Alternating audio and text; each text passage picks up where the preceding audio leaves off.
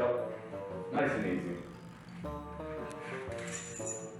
We're done with that though. Jump rope? Yeah. Whenever I skip rope, I can't use these wireless headphones. They fall right out of my ears.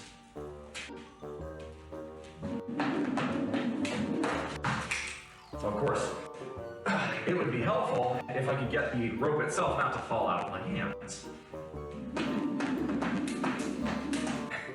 Finish my protein shake and then we'll hit this. New name, who this? Yes, sir. For those of you who don't know me, my name is Bull Muscle. For those of you who know me as Beer Battered Ag, yes, I'm going through a rebrand. This seems like a pretty good time to talk about that, so let's go ahead and talk about it. I'm a die-hard Aggie. The eyes of Texas are upon you.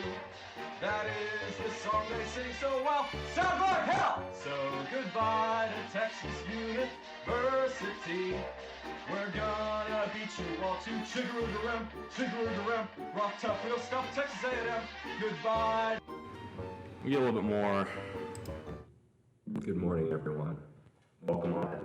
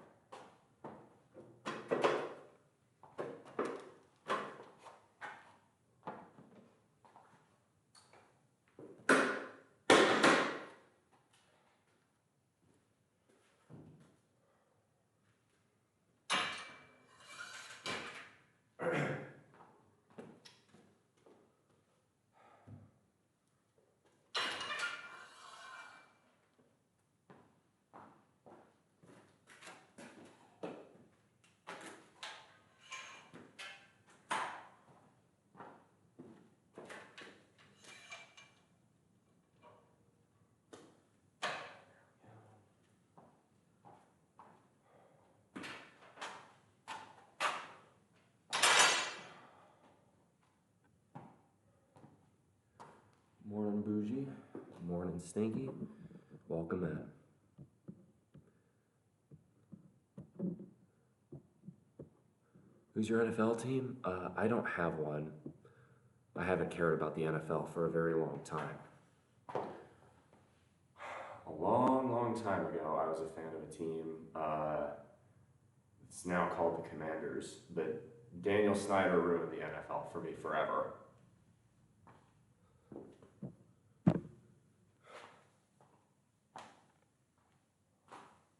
Back when they were called the Washington Redskins, I gave up being a fan somewhere around 2010, 2012. The NFL holds no joy for me anymore. It hasn't for a very long time. What did you don't know what Dan Snyder did? Oh boy. It would take me the entire rest of the stream, but probably the single worst owner the NFL has seen since George Preston Marshall. I'll put it that way.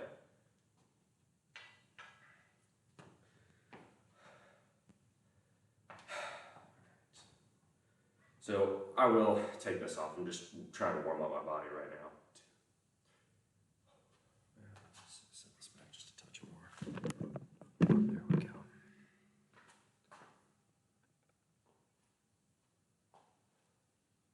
Oh, St. Louis won that battle.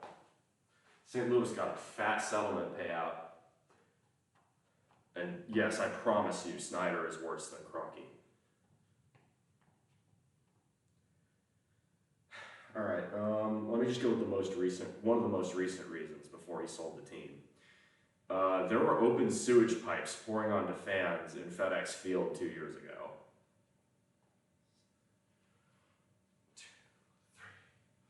Look, I'll put it this way.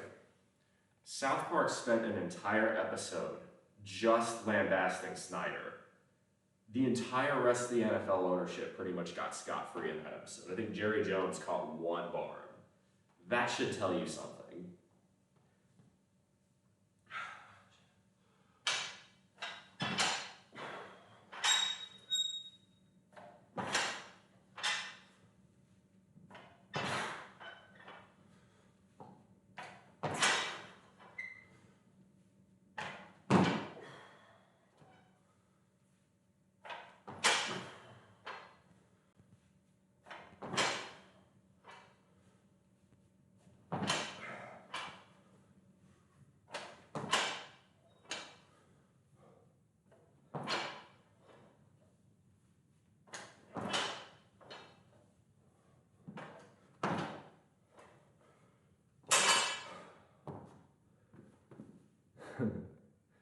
It must be hella cold for you to have a hoodie on. Not really, actually. It's fairly warm today relative to how it's been. But I'm a little bit under the weather. I'm really trying to work out my body heat.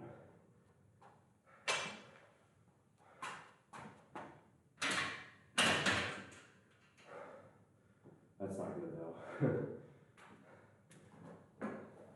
One warm-up set, I'm already winded. Yeah. I mean, I'm still going full send. But I'm definitely not at 100% right now.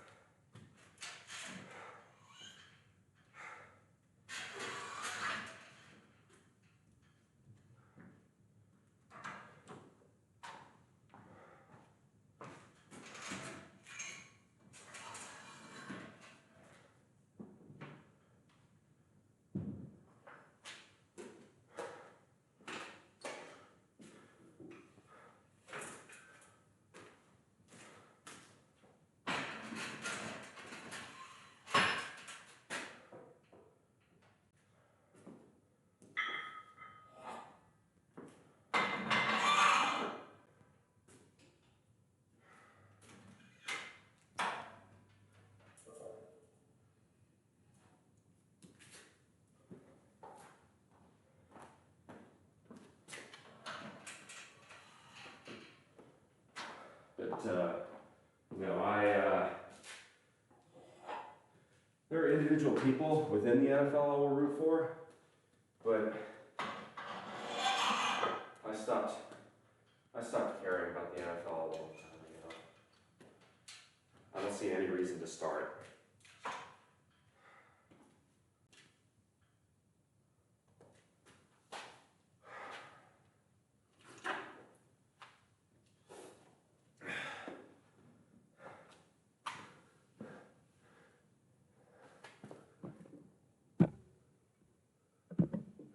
Yeah. There is a reason most football fans in Washington, D.C. Are pretty apathetic.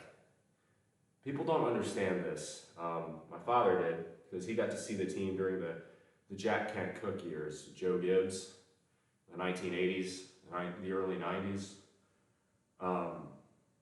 Back in those days, the team played actually in Washington, D.C., not in some far-flung suburb named Landover where the ownership blocked public transit to get out there most of the time. In those days, they played at RFK Stadium. And in those days, the stadium would actually sway back and forth at the rock under the chants of "We want Dallas, we want Dallas." If you know anything about how the NFL was in the 1980s, the Cowboys were pretty good back then.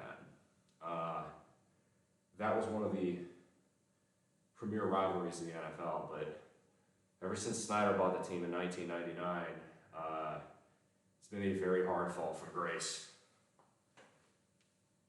Personally, if I were the new ownership, and it sounds to me like Harris, the new owner, who also I think owns the 76ers for basketball. If I were the new owner, I would scrap the name Commanders, scrap the burgundy and gold, completely renovate, completely rename everything. You need a clean break from the Snyder era. It is so toxic, so radioactive, that you have to try a clean sweep. I think you should go for a red, white, and blue color palette, because then you can match the Capitals and the Nationals, and sometimes the team formerly known as the Bullets, and you need to change the name. it needs to be a clean break from the Snyder era. I think most fans in the area would appreciate that thought process. Hey Sal, it's good to see you. My personal favorite name for this proposed team would be Bullets, because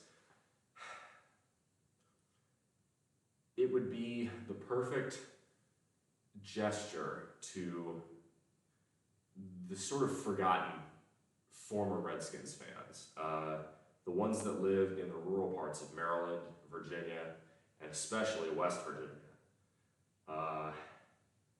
You named them the Bullets. You made it a red, white, and blue, really patriotic America-themed team, as it should be in the nation's capital.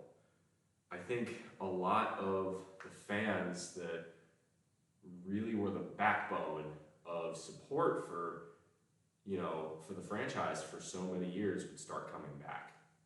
You also need to lower prices. At this point, the NFL in general has this problem, but in particular, DC is not a cheap town. Never has been, but it's really gotten bad. The NFL is a blue collar at its core. It's a blue collar sport. The core backbone of NFL fans are working, middle or lower middle class type guys. And if you price them out of the market, you're losing something.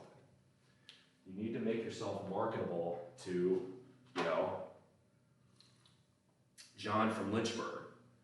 You don't have to go after Karen from Reston. Nobody needs Karen from Reston. Karen from Reston's done enough damage.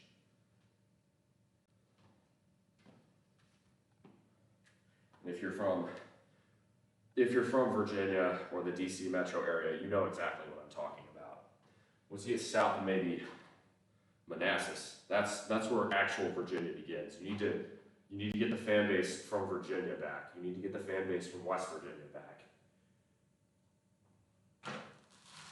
Those are the ones who made that fan base special in the 80s. Those are the ones who have largely abandoned it. You need the fans from the 7 cities back. You need to appeal to people outside of the DC bubble. But nobody's interested in what I have to say on the matter anyhow, so let's get started. Here we go.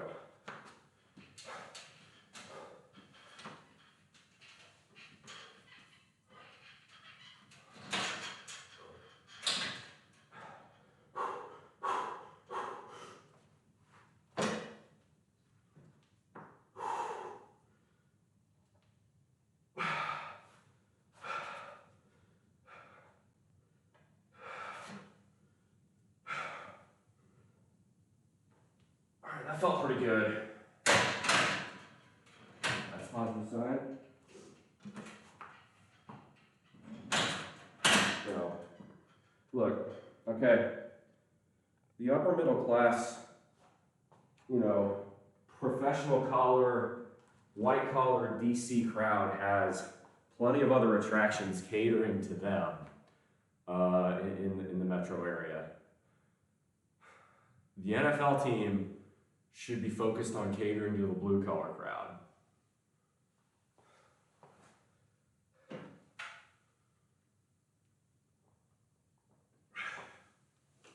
Well, and to be honest, just between you and me, Major League Baseball is a far better product anyway. In terms of value for money, it's a simple math game. In the NFL, you have 8, maybe 9 home games a year. If you go on a deep playoff run, you might get 10 or 11. In Major League Baseball, you are guaranteed a minimum of 82. As a result, baseball tickets are a lot cheaper. As a result, they're a lot more available to the working class. Baseball is a better sport anyway. Look, I played football all through high school. Football was my sport. But the pile of CTE related information that we keep learning about football is starting to pile up. If you want to be an All-American kid with the All-American childhood, it hurts me to say it, but you don't have to play football. You can play baseball, and that's just as good. Hell, in some ways, I think baseball is a more American sport. There's an old sketch by George Carlin called Baseball versus Football. And it really boils it down to the different versions of America we've seen. Baseball is a 19th century pastoral game. Football is a 20th century combat sport. It's a struggle. It's almost a military battle. And you can go look up the clips online. But it's really a striking social critique. But I really love baseball, honestly. The nice thing about baseball, too, is it's so much less commitment. Football, you really got to be watching it, right? Either on TV or in person. Baseball, you can hear a baseball game on the radio and be perfectly happy with it because baseball was invented roughly the same time period as the radio was. Maybe a little bit earlier, maybe a little bit later, depending on when you believe baseball was invented, but the point remains. The two go together, the same way that football and television go together. Football really did not take off until about the 50s in the Midwest and the 70s everywhere else. By the time, when was the rise of television? The 50s. And later in the country, in the poorer parts of the country, the 60s and 70s. The two forms of media are linked to each other. I think it's why both sports are having problems in the age of the internet. And don't kid yourself, the NFL is having problems just like baseball is. It's just a little bit easier to hide when you only have 11 games to sell out instead of 82. And that's 11 at most. For the Jags, you get 7. Because they always ship you off to London one game a year. Okay, second set. I want 10 here.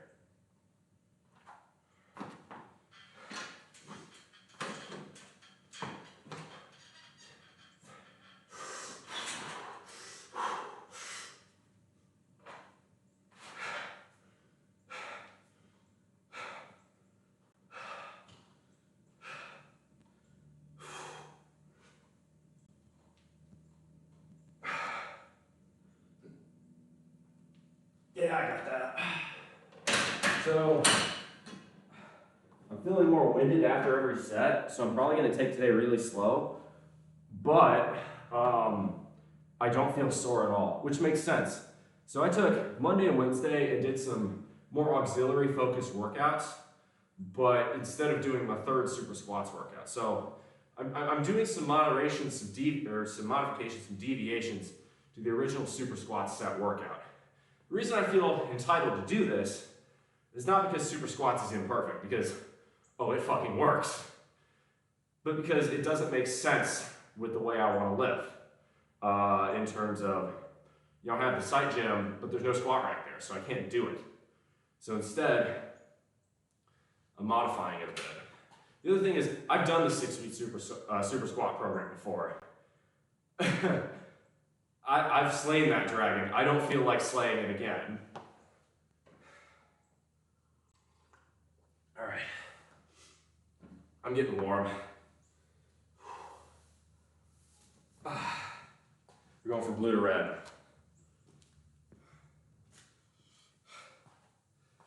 I like that hoodie, man. I appreciate it. It's just a basic blue and black heather hoodie, but it's the job done,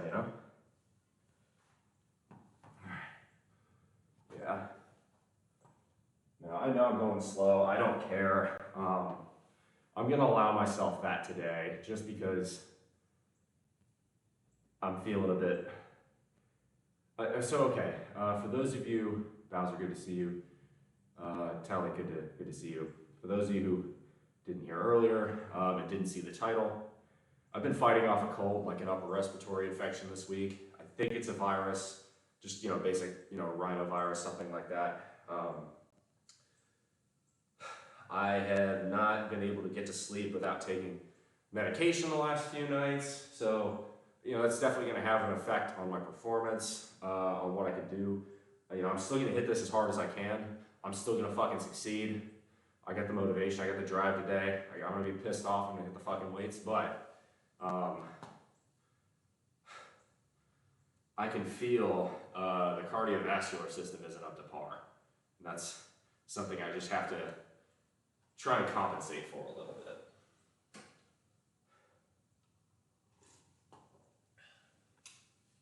Okay.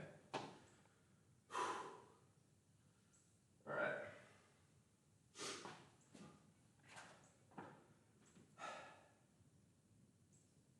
We've done 2 sets of 10. This should go up pretty easy. It's felt easy so far. I'm actually pretty happy with that. It's a good sign.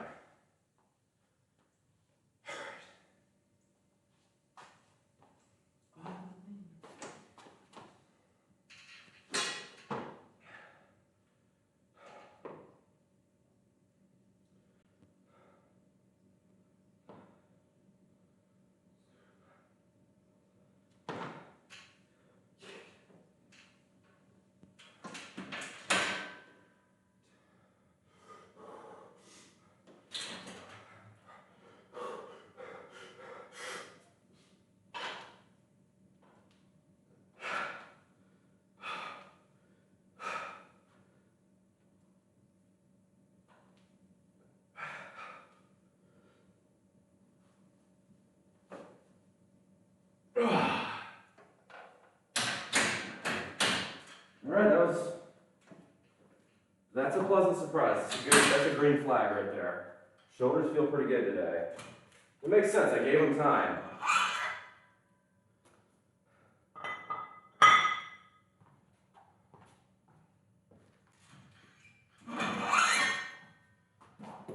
I don't feel warm now, so we can go ahead and rock shirtless.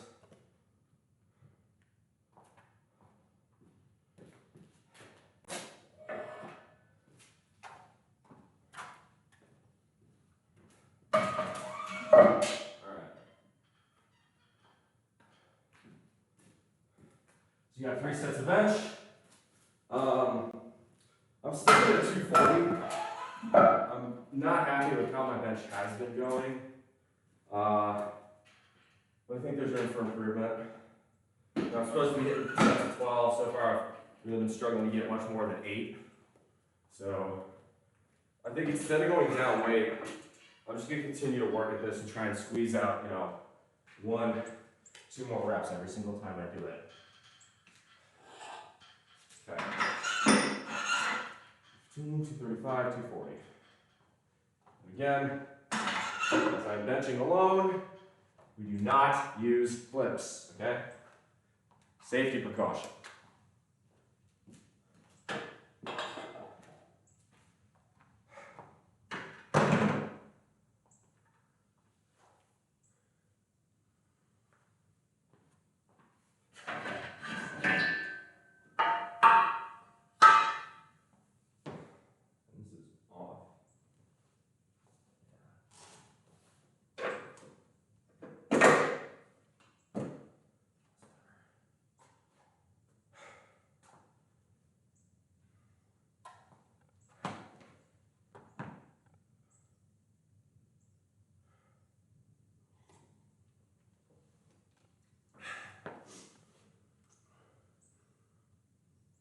Yeah, so the reason I don't use clips, okay, I've said it once, I will happily say it as many times as I need you to drill the point home. Don't use clips if you're benching alone. The reason why is safety. God forbid, whatever happens. Let's just say, you tweak something in your chest, in your shoulder, right? If you're benching alone, and something happens, sometimes freak injuries happen, right? And you have clips on, it's going to be stuck there, and you're going to have to try and get it down off your body. If you're a high weight, that can be really dangerous, especially if your natural bench position is to kind of come closer to your neck. If you don't have clips on, you can tilt it to one side, the weight will slide off. If you do have clips on, you can't do that. It's much easier to just tilt it to one side, let the weights fall off. Is it embarrassing to have that happen? Totally. Is it safer? Unquestionably. And I don't care about embarrassment. I don't care about optics. I care about safety. So that's why I do that. Move you guys in a touch. But that has nothing to do, it's not an ego thing, right? And yeah, you do lose a little bit of being able to balance it. But ultimately, if you have one arm coming way up before the other, you need to be working on that anyway. So, for that, everybody's got, a dominant hand. I'm right-handed. My arm's definitely a touch stronger on the right. Always has been, always will be. But in that situation, you want to be, if you do enough on dumbbell bench, you'll correct that. You'll be able to make it work. Safety first. Absolutely safety first.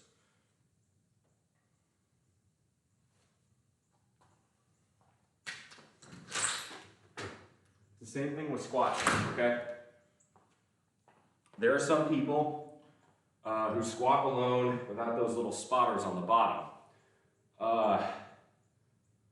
Don't do that. Unless you really know what you're doing and you're used to ass to grass squats. And even then, I'd say don't. You should not be squatting alone without spotters. The reason's very simple. Again, God forbid, just a freak accident happens, a freak injury happens. Maybe you move just slightly out of your normal, routine. You take a rep too quickly. Maybe you had a micro tear from doing something else and you didn't know it. Whatever, a freak injury happens and you're at the bottom, you don't have a safety to put the weight on, you can really hurt yourself. Unfortunately, and this is why I say it on bench too, there's every year someone dies doing that. Don't be that statistic. Simple as. It's not worth it.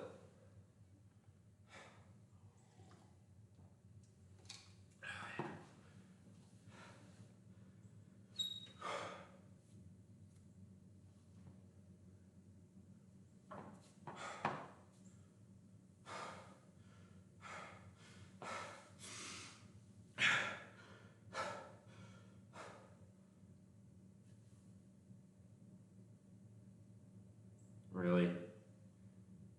Yeah, it's buffering. There we go.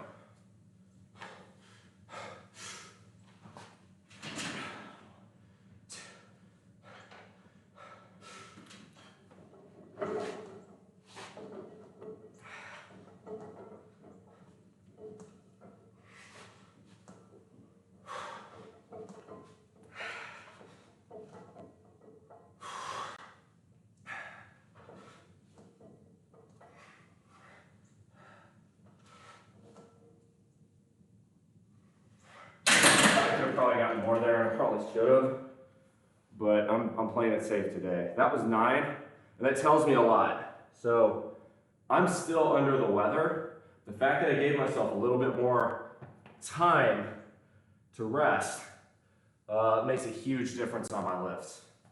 Because that was 9, that went up easy.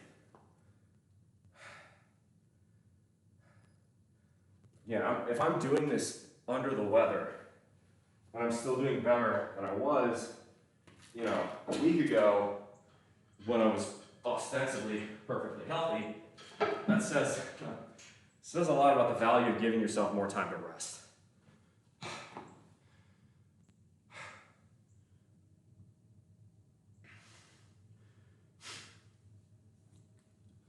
Strong leg ball.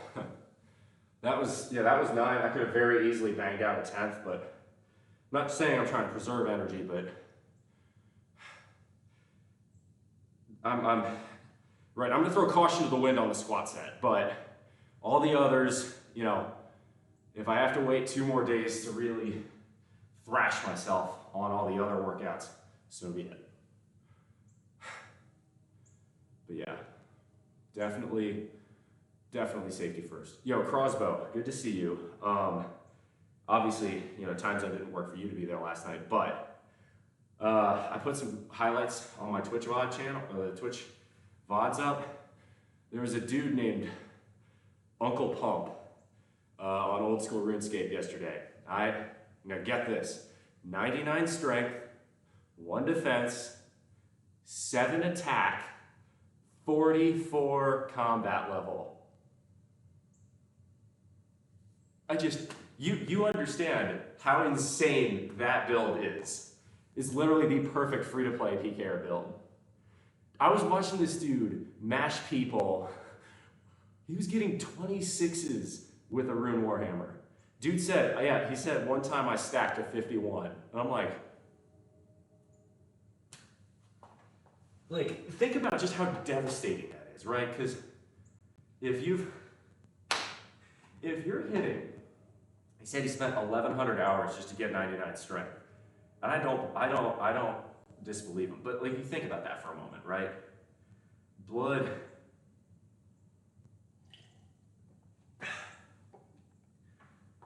I mean, this is it, right? Basically, at any level of the wilderness, until you get really deep, you're only going to be finding people with maybe 50 HP. That means you have an opportunity, if you've got a hammer and a short bow, to KO somebody with a 51. 200 million range XP with 10 HP. Part of me wonders if people just don't bot that, because like, all that is that's just going to be a script. It'd have to be. You'd just be safe spotting people. Well, you couldn't do that with range. It's not like splash damage. You get 0 XP if you miss on a ranged shot, I think. I haven't done ranged in so long, I don't know. My range level's still 1.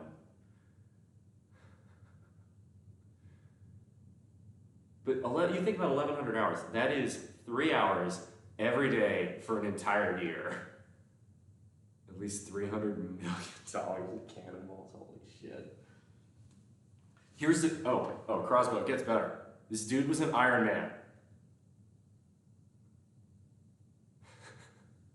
So that means he smithed his own rune warhammer. And if he dies, he has to go smith another one. Which means he has to mine another one. Think about how fucking insane that is.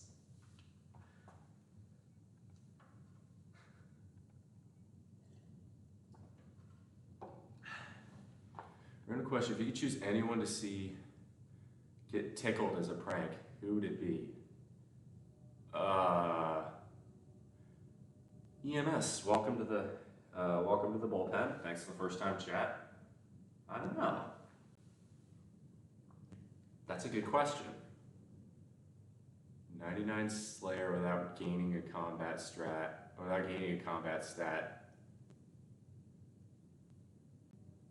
How would you do that? I feel like you'd have to. Oh, thank you very much for the follow. Welcome. Say Justin Bieber. Oh God. Nobody needs to hear Justin Bieber circa 2010 levels of no testosterone again.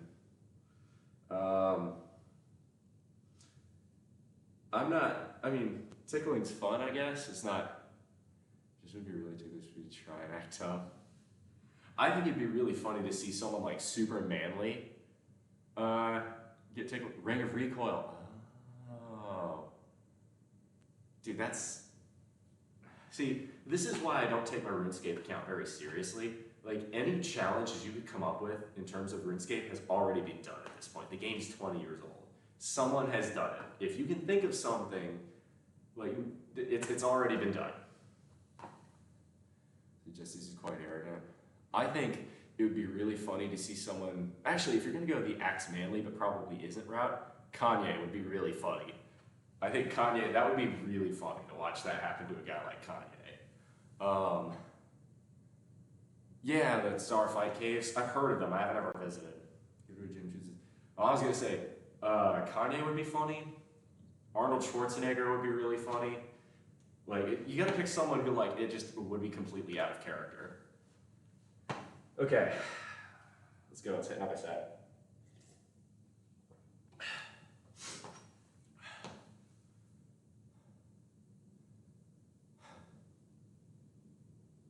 Dude, that's wild. Level 3 fight caves. Like that. I mean, it's impressive. It's up by all definitions. It's impressive, but that gets to the point of no lifing. It's like, this must be your one hobby.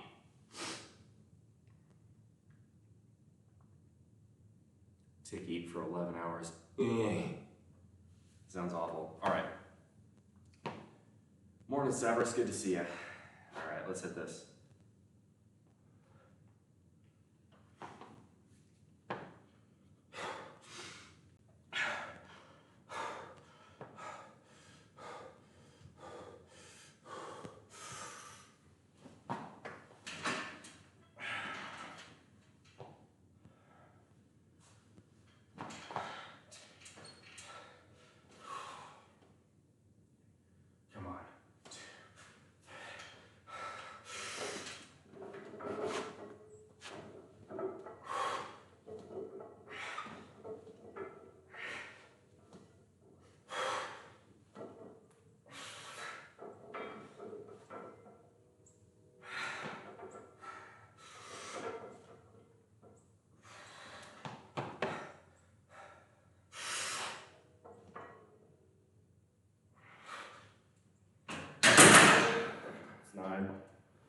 Yeah, I got more power, but I'm not at 100% today. I'm not gonna do something stupid. No life nearly maxed out in leagues. Damn, dude. Adamant bar prices have been too high, so I've kind of been stuck on high goal. So I'm not that far off from hitting 97 smithing, but I'm out of bars. And I'm not paying 1900 GP per bar, because then that just eats my profit. Am I ticklish? No comment. So, yeah, Donald Trump was at Williams-Brice, the Carolina game last week. Frankly, Dodgers at work, so I can say this. I don't think it was right to boo him. I don't like Donald Trump. He's an ass. I don't think he was a good president, and he sold out to China. Yeah, everybody thinks he was tough on China. He wasn't. It was faux toughness, in the same way that he's a faux billionaire. He's a con man from New York. I mean, it's as simple as that.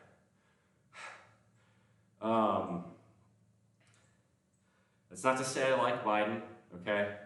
For anybody starts going there, but I do agree that, like, you know, if you're gonna show up there, Trump, you know, I don't think he was there just to watch the football game. Trump has no connections to South Carolina. It was clearly there to build publicity, which is scummy and sleazy, but booing him only makes him stronger.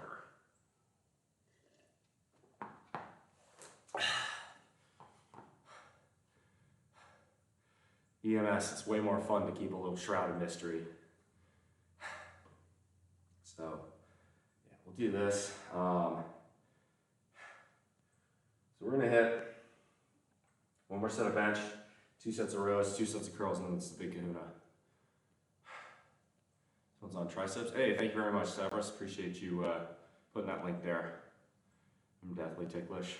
That's good to know, Crossbow, I suppose. Like your personality. I appreciate that.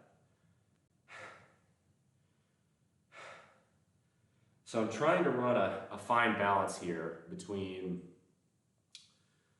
I don't want to rest too long and get cold. I don't want to rest too little and be gassed. There's feet trapped and tickled for hours. Hey, we all have our things. So bondage can be fun. Nilram says, my niece goes to USC. Oh, all right, cool.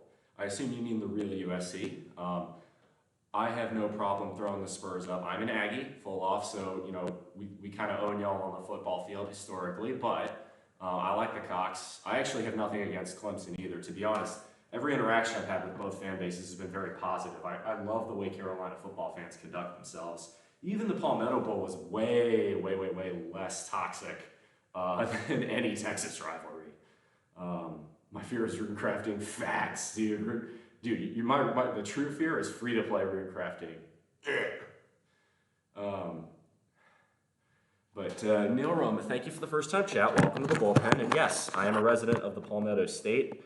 I am not a South Carolinian by blood. I moved here 2 years ago.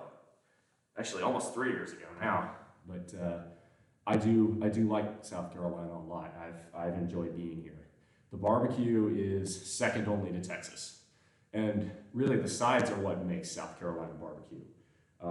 Hash over rice is just, I love everything about that dish. It's fantastic.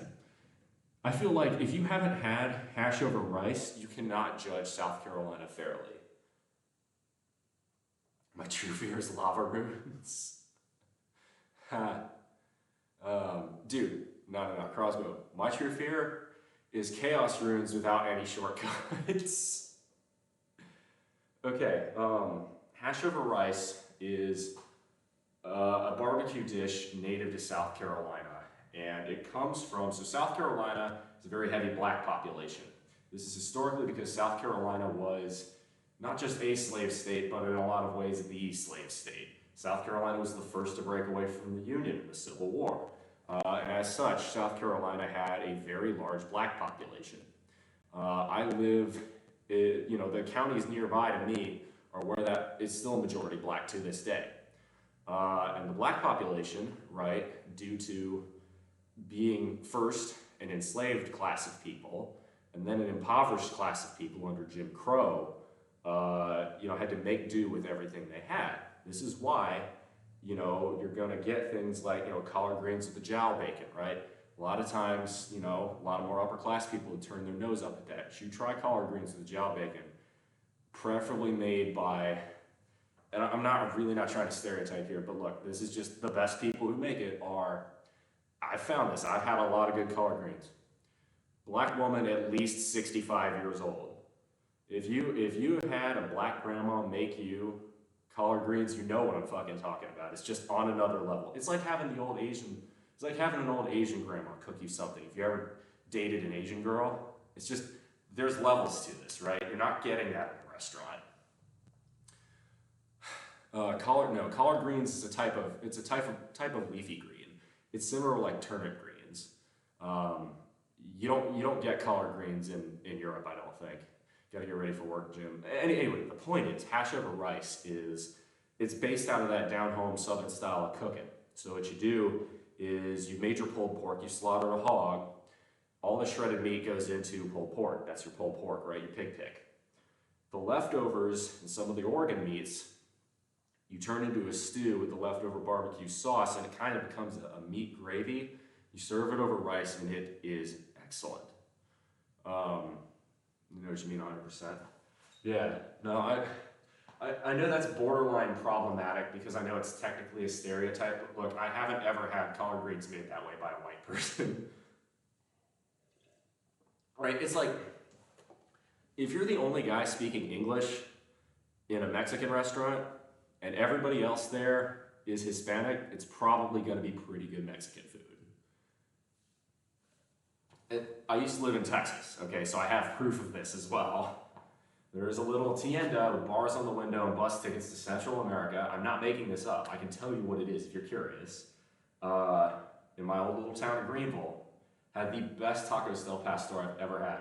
Every time I go back there, and it's not often anymore, I stop and I will get just 4 or 5 of those tacos that just go absolutely balls to the wall. Best fucking Mexican anywhere north of San Antonio.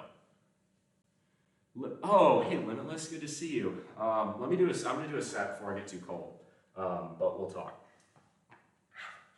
Come on, strong like bull.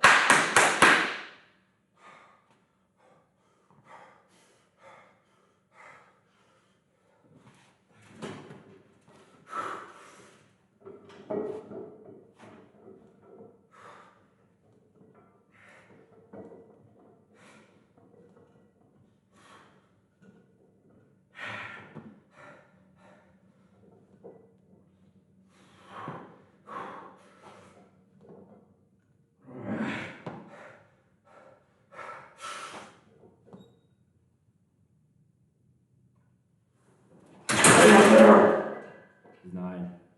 Oh, where is he? Ooh.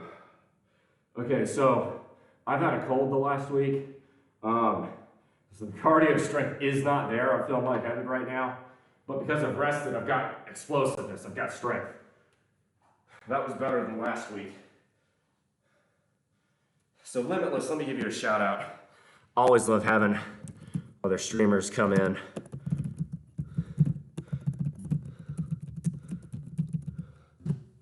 There you go. Go check out Limitless, y'all. She's pretty fucking great. All right, I shouldn't have probably hit that 9th rep, but I want to prove a point.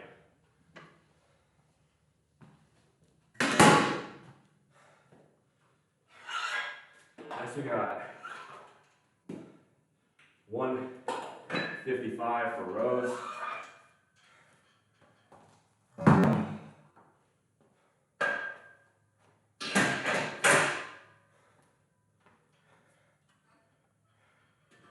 The way I was coughing waking up this morning, it was like, you ever seen an old diesel engine coal fire?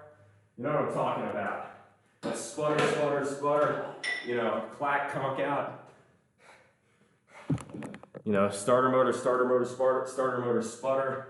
puff of black smoke, clack, clack, clack, clack, clack, clack, clack. That's how I was waking up this morning. If you've ever, like an old 12 valve Cummins or a 7.3, that's what getting up this morning was like. There is, honestly, it's entertaining. I will watch videos of, this is how you know I'm a mechanical engineer. I will watch videos of generally like pre-1995 era diesel engines firing. It is mesmerizing to watch. And I'm not just saying truck engines too. Truck engines are fun, like a 6BT or a 7.3, or God help you, an old Detroit diesel that was used in the Army vehicles, but oh my God, like, go watch an old British Class 55 Deltic locomotive fire up and tell me that isn't just the coolest shit in the world.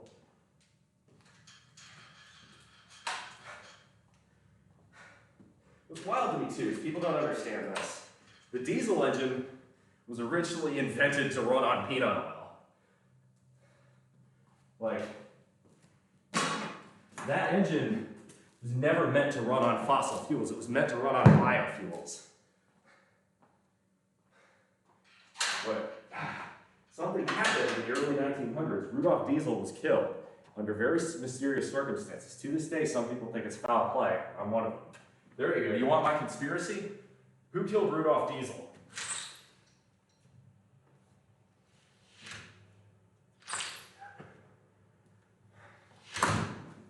Finally, needs to know what's. Oh, it's all good. Limitless. Yeah, I'm not doing great this morning. I'm a little bit worse or under the weather, a little bit worse for wear, but I'm surviving. I'll be right back. I need to use the bathroom.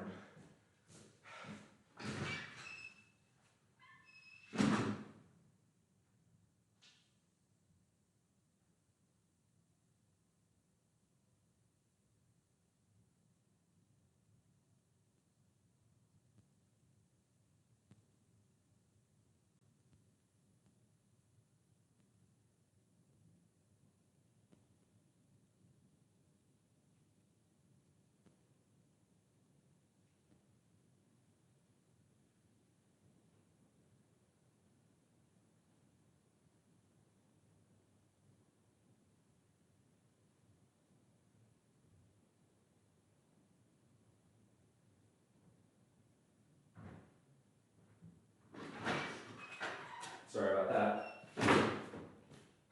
But yeah, go and look up, if you're curious, go and look up who killed Rudolf Diesel. Try and get to the bottom of that one. There's a conspiracy people don't know about.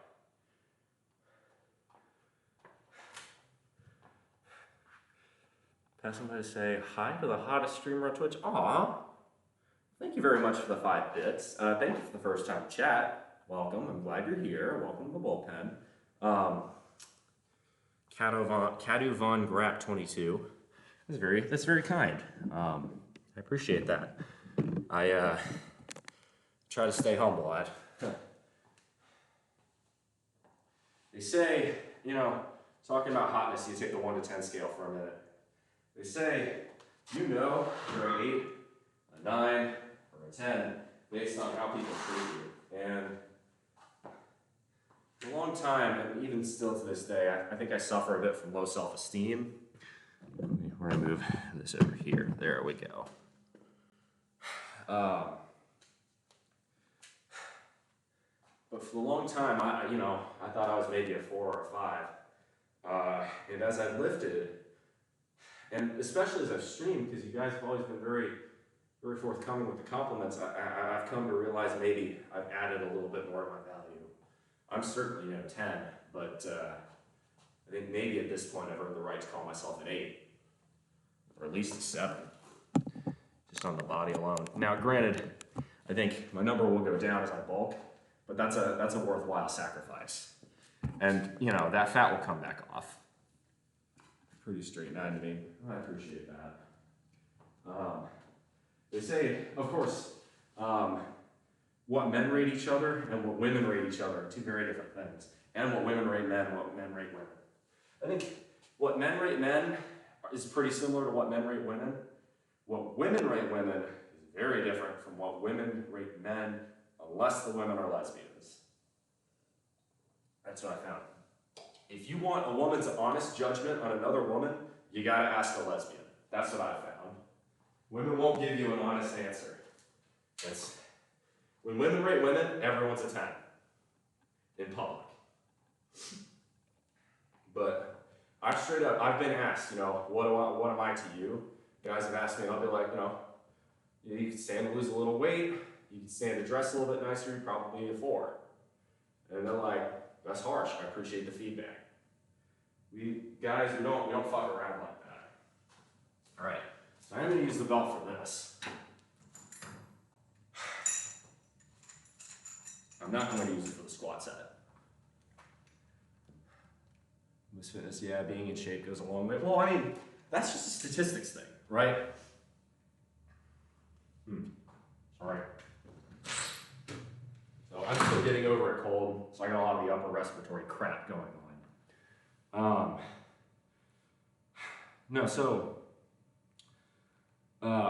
I think what's interesting is I bet the mustache that I had probably bumped me up half a point with the men and bumped me down about 3 points with the ladies. That's the feedback I got. Just kind of funny. Now, I'm bi, so that doesn't seem like a good trade-off. But I appreciate that, Talio. As far as Limitless is correct though, and here's why, right? It's a statistics game. Okay, every dude can be a 7 with a little upkeep. Not every dude, Rome, but I think a very large chunk of dudes can be 7s. I agree with that. And it's not just looks, it's also personality, right? It's what the new generation calls Riz, and I have none of that. I'm an engineer. Being an engineer is basically -5 Riz points right off the top. Very few engineers have any game. It's just not how we operate mentally. But Limitless is correct. So here in my local area, right, the national obesity rate is something like 33%. Here in my area, it's close to 50%. Now, if you view the 1 to 10 scale as a bell curve where 5 is average, if the obesity rate is 50%, that means not being obese, you're probably already at a 6 or a 7. Dorky Riz is Riz too. You have nerd Riz. I don't think that's a thing. I think my nerdiness gets excused because I'm in good shape. I've dated guys that were in good shape but not very handsome. Interesting. I appreciate. I see. This is the other thing I like about you, Limitless. You seem to be. I think it's because of your station in life, where you're at, that you're capable of not bullshitting as much, and that's it's a very admirable trait. So I like having you around. But no, it's just a statistics thing, right? And it's the same reason I have problems with. And this is a TikTok phenomenon. This is further reason, right? I work with plutonium for a living, and TikTok is too radioactive for me to touch. There's a phenomenon called the 666 going on in TikTok. And that is, for you to be a dateable man, you've got to be 6 feet tall, have 6 inches downstairs, and make 6 figures a year. That eliminates something like 99.9% of all men. So if you want that, that's basically you're saying 10s only. If you want a 10, if you want that to be your dating standard, first off, that's incredibly shallow because, you're not talking about, does this person have a good personality? Is he kind to me? Whatever. But if you're going that route, you have to ask yourself, what am I bringing to the table to match those elite levels of stats? And it's okay to have those as your standards as long as you're honest about where you actually lie. You got to ask yourself, what does someone with those characteristics want from a mate? The answer probably isn't, right? The answer probably isn't what a lot of women would think it is. A lot of those guys don't need a partner who's looking for extra money. A lot of those guys, in general, it's just how the world works, are strong alpha type, kind of masculine, natural leaders, because natural leaders tend to be the ones to rise up the ranks and get that big salary. They're going to want a more traditional gender role. Not always, there are exceptions, but I'm talking usually. The guys I know who make that big kind of money, they're looking for a wife and kids. Most of the time. Not always, but most of the time. All right, I'm going to do a set.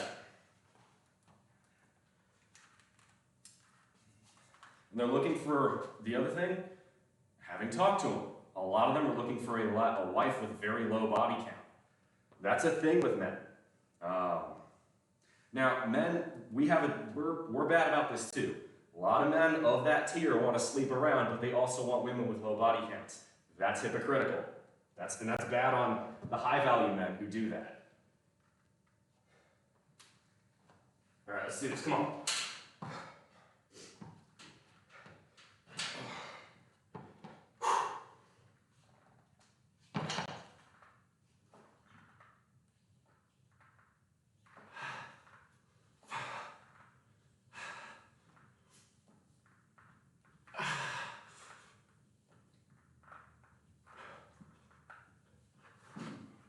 Come on.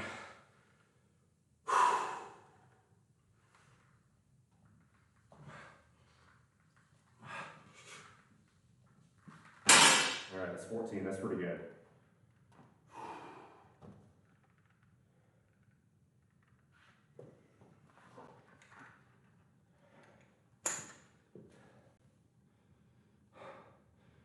I think you're handsome. I wasn't saying you're not. Well, I appreciate that, Limitless. It means a lot. This is also partially due to where I live, right? My all my stat points and sarcasm and useless knowledge. Bach, you've got more stat points that you've yet to allocate. I promise you. We all have unmet potential, myself included. So, I appreciate you saying that, Limitless. You gotta remember, right?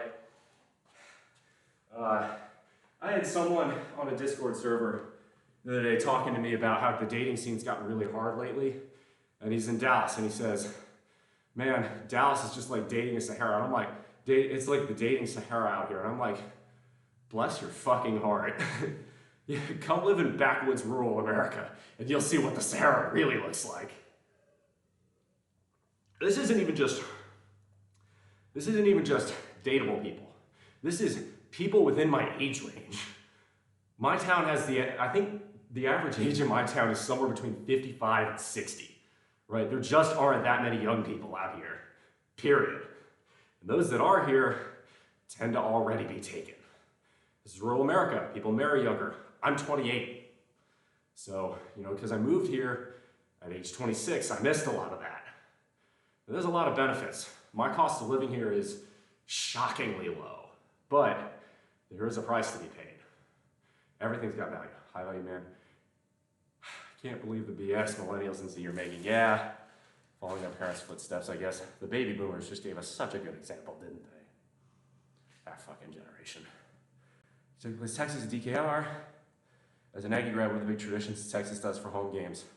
The only one I know and care about is Hex Rally because it involves us. I like Hex Rally.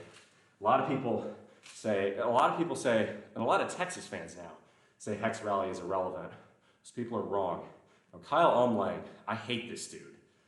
He is a massive Texas fan and a gigantic troll. Most of his trolling is the same tired old jokes Aggies have heard for 100 years. But what I respect about him is that all these Texas fans saying the A&M rivalry doesn't matter, they're lying to themselves. Umlang has it correct. They may not, there may be, if you're a Texas fan, and you haven't been a Texas fan since, if you became a Texas fan after 2011, you might think A&M's like a rivalry on the level of Tech. It isn't. The only rivalry Texas has that's on par with the Aggie rivalry is probably with Oklahoma. I can hear the argument about Oklahoma being a bigger rivalry. That one, I can hear the argument. I don't agree with it, but I can hear it. My simple answer is, who's in Texas fight? It's not goodbye to OU. It's not goodbye to Tech. It's goodbye to A&M, right? And A&M, obviously, our biggest rival is Texas. Everyone wants to say, we left them in 2012. Look, okay, the Aggie War Hymn was written in the Argonne Forest trenches in World War I in 1918 as a diss track to Texas.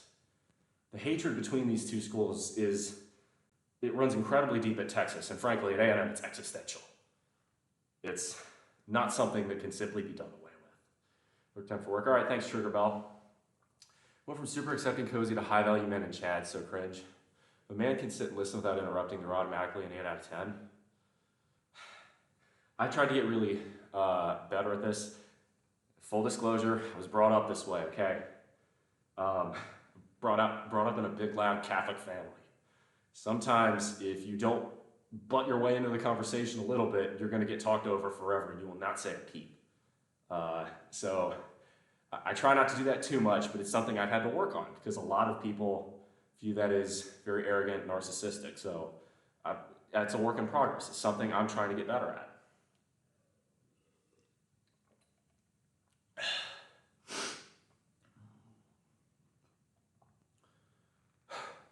All right. Yeah. There are a lot of reasons why modern dating's gotten such a bad rap. Much of it deserved. Those are directed at you. No, but I try to be aware of my shortcomings, and I think that is one. Right, you're never going to improve if you can't analytically take a look at yourself and say, I could improve here. I have a weakness here. I have a hole in my game here. If you can't honestly say that about yourself, you're never ever going to see improvement in your life. Unless the family's the same way. It's nothing wrong with it, it's just natural. Oh, God, I hate this cold. Persevere. All right, I'm going really slow today, like slower than I probably should, but given the circumstances, I'm allowing it for myself. All right, let's do this up. All right, see you, Tally. It's good to see you. Yeah, Limitless, you understand. But I appreciate the feedback though, because I was saying, right, obviously living in rural America, the gay scene here is just kind of non-existent. It's to the point where I've been out in some form as bi for almost a year, and I haven't really had, I've had a couple of dates that really haven't gone anywhere, but there just hasn't been much room to act on any kind of dating urge, just because the options are just pretty poor here. Let's go.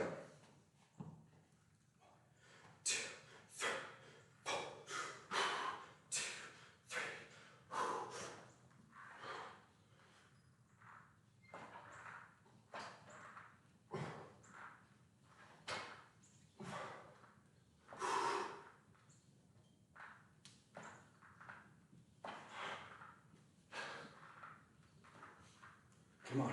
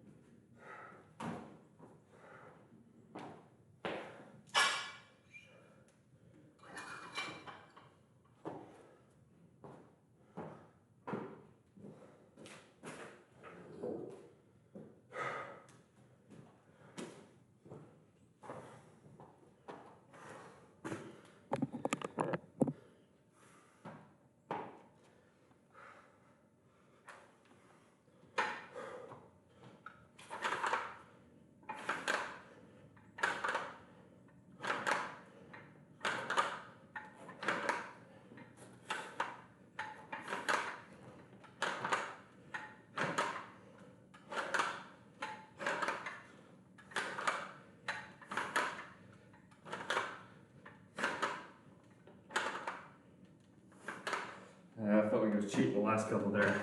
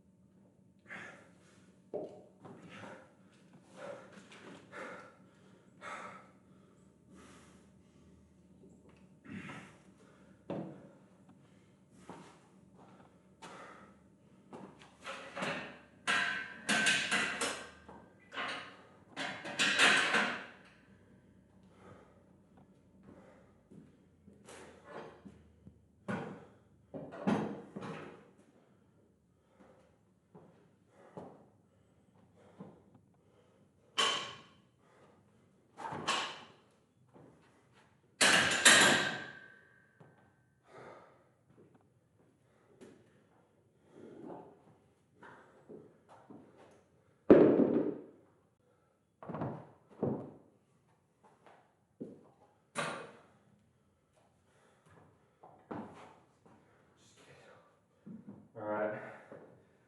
I want to make sure I get the positioning right before I do this.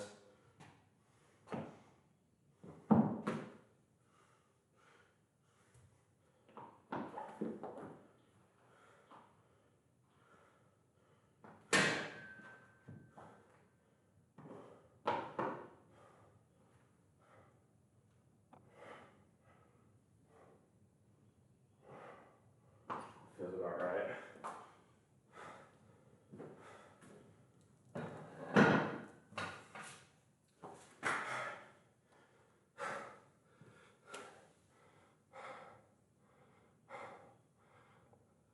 Question is, how in the hell do you hide those damn quads? Dude, real talk, buying jeans is difficult. Finding the right size that's narrow enough in the waist and big enough in the thighs is tough. Anyone's brave enough with me in public to ask me, I'd always say yes. I appreciate that. You know, dude, it's a ballsy thing for anyone of any gender to do these days. A lot of friends meet people at church or volunteering or in small groups. I don't know if you go or not, just thought. So, I'm bad about this because, this is really just a shitty excuse, but I'm a Catholic. My small town of 1,800 people has 8 churches. They are all Protestant. Most of them are Southern Baptist. And, you know, I use that probably more as an excuse than I should.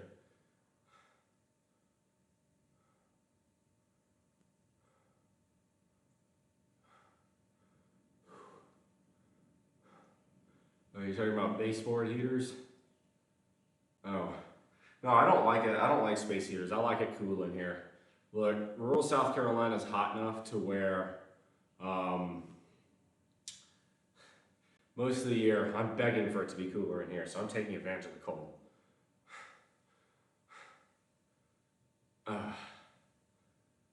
25 cats and Aggies square off in Lexington. That should be an interesting battle. 21 up 21. Welcome to the bullpen. Thanks for the first time chat. How do you keep your legs nice and slim? I'm not trying. To keep them well cut and defined, you know, put muscle on them. You want to do squats. To keep them slim, cardio will do it, and just diet mostly. How much fat is on your body is primarily a function of your diet.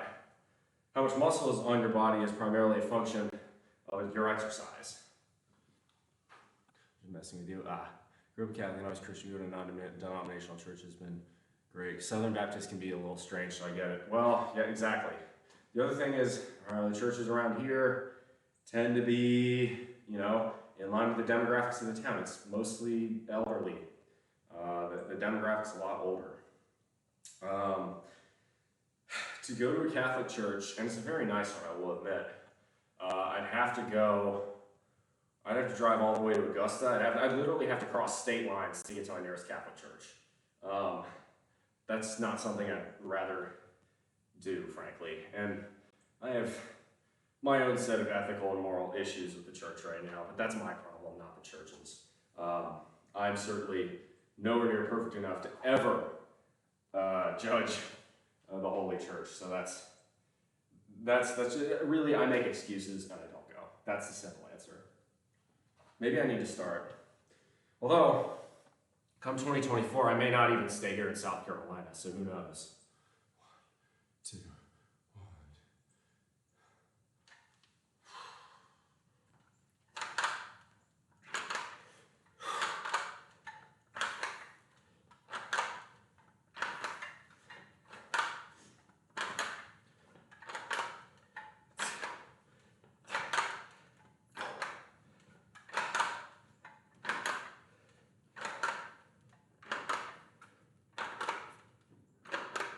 All right.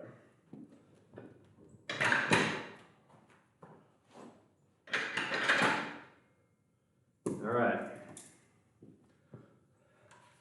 The big kahuna comes next.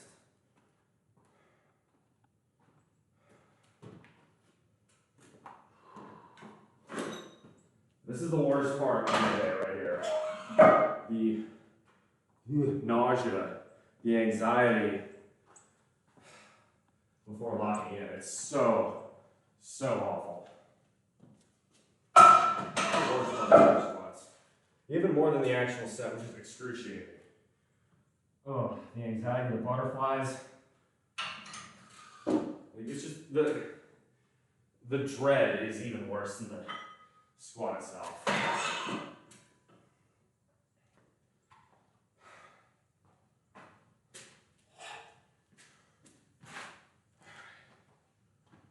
We're gonna get this though. 280 pounds. I'm gonna do it beltless. I'm gonna do it with a 3 count between reps. I'm gonna do it slow.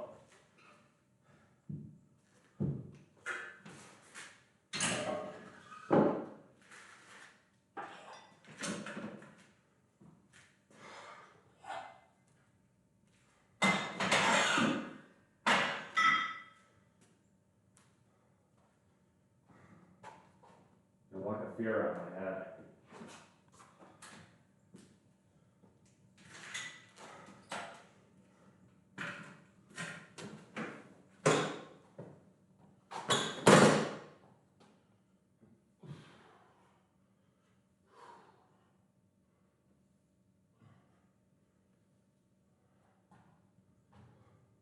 All right.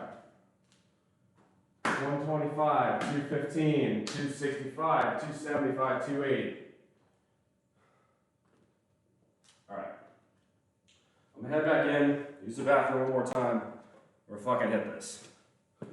Is there none closer to more contemporary? There are not really.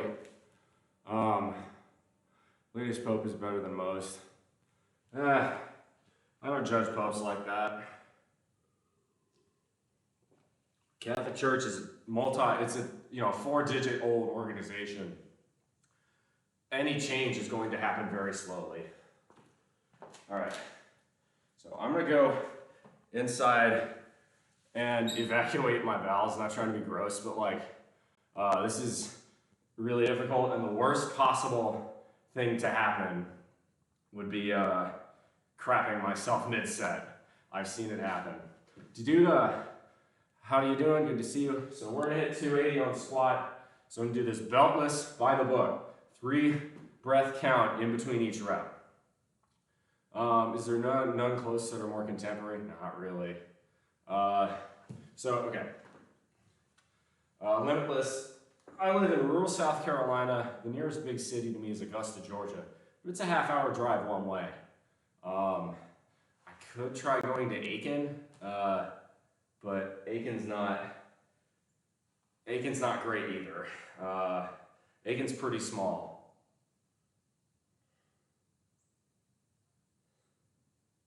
All right, you get dominance and submission by Blue Oyster Cult loaded. Give me 2 minutes, y'all. I'll be right back. It's only 30 minutes away. Yeah, the other thing is I tend to lift on Sunday mornings, and I really love streaming with y'all. Yeah, I have to cross state lines just to get to the nearest Catholic church. All right, I'll be right back, y'all.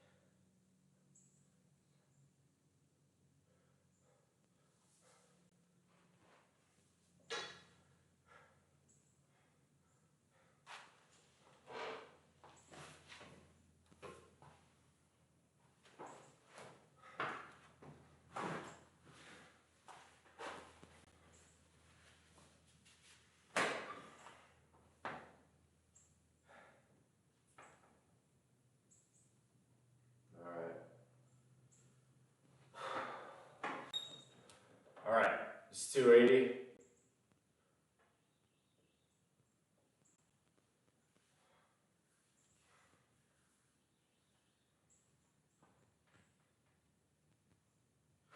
Alright, so I'm going to be locked and loaded here.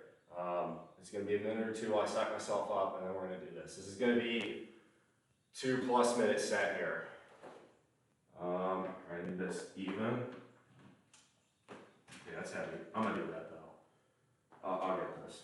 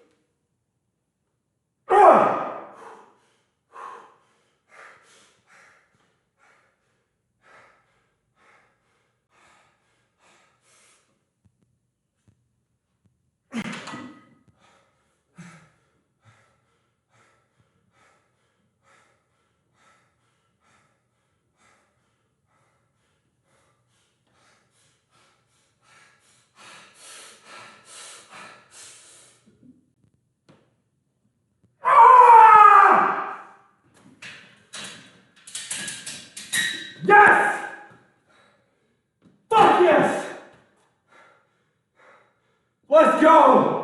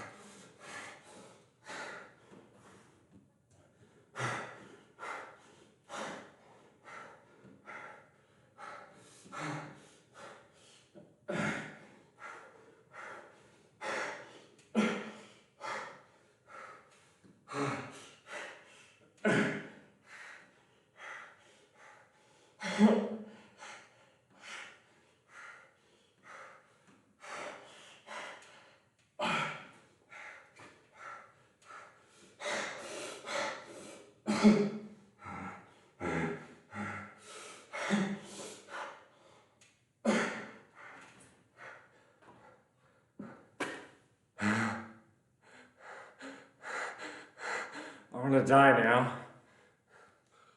That hurt so bad.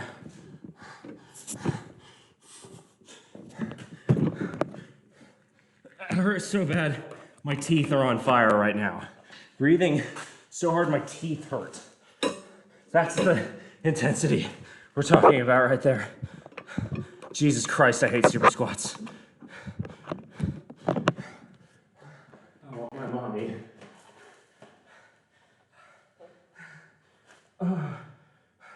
I know I need to breathe, but I just...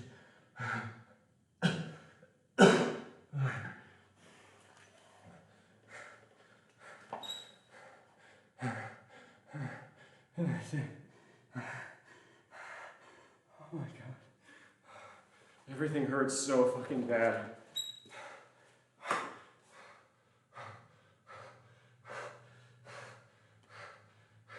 That's why I take all those precautions to start. It is pushing your body to a limit very few people ever do.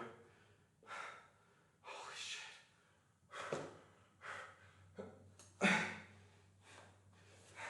You ever want the sensation of getting crushed? That's what it is right there. Okay, let me get you on chat. Oh. Oh. Okay. Threw up in my mouth a little bit there. Oh. Sandra Day has passed away. That's a shame. She was a very important person. Okay. Freak on a Leash. You got it. I got one more song queued, then I'll play that. I'll do Freak on a Leash in a minute. I Don't Want to Stop by Ozzy right now. God above, do I need that? The only song I listen to anymore on these 20 rep squat sets is Dominance and Submission by Blue Oyster Cult. That call and answer, it's hypnotic. It gets you into that mental state. Because sometimes you are the alpha master bull, dominating all in your sight. Sometimes that weight is cruel master or mistress, beating you into submission. the high you get after your body stops realizing that it's going to actually die is incredible though. Oh my God, the adrenaline's just rushing through me right now. No pain, no gain indeed. It's like mind over matter. It's more than just a clever little saying. Chen Hung Wei. So from poor English, I'd like to ask what your body fat is. How many percent? This morning it came in at 16.5%. I'd say it could be anywhere as low as 13, anywhere as high as 18. How insane is the pump? I can't even flex my leg muscles right now. If it did, I would seize up. Like, I physically cannot flex my leg muscles to find out.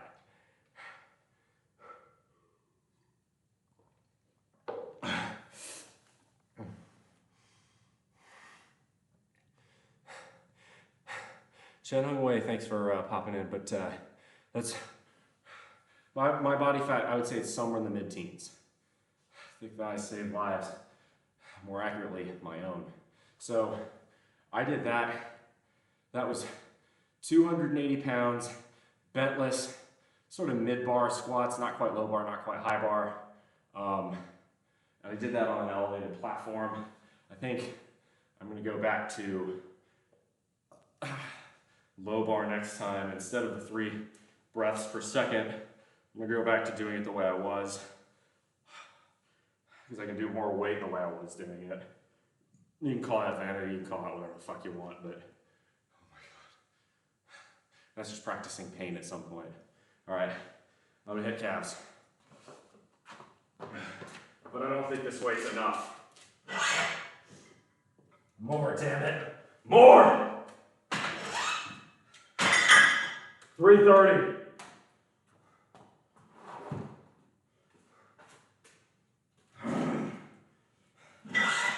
Adrenaline's kicking in now, bitch. The sensation of being under that weight is what matters.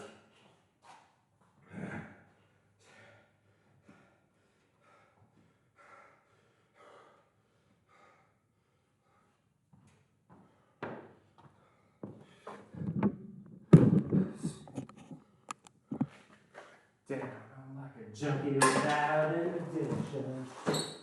Mama, don't cry, I just want to say hi. Everybody's walking, but nobody's talking. It looks a lot better from here. I'm like I'm being over. I don't.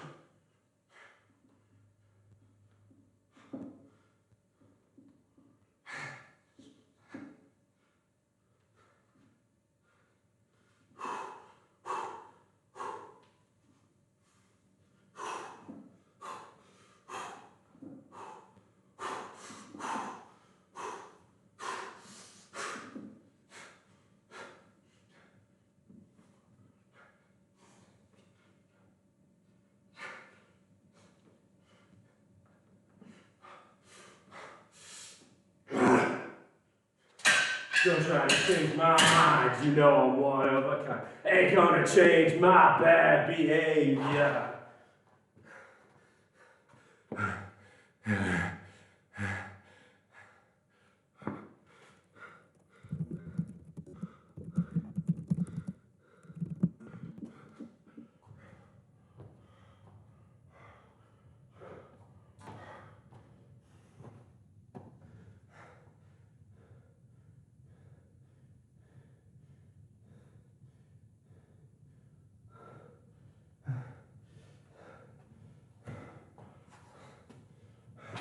You know, son of Raiders. Jesus Christ. The pain is excruciating, the high is incredible.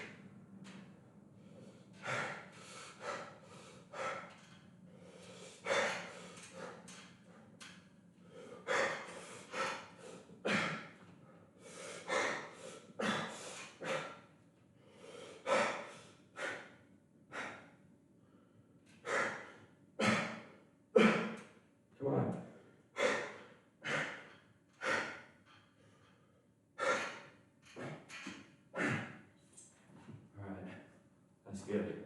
That's 2 sets of readers.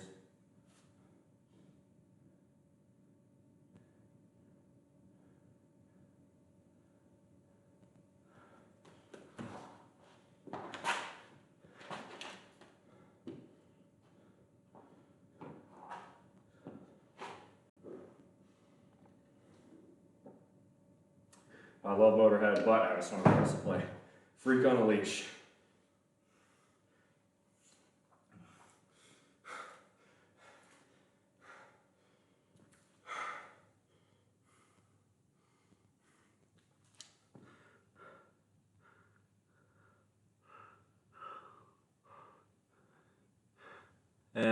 It's not focusing, but it is Freak on a Leash. That's okay.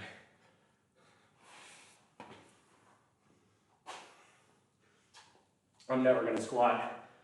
What guys like Henry squat, those men are gifted in ways that I will never be, but there is something I can do, and that's called my best. 350. More weight.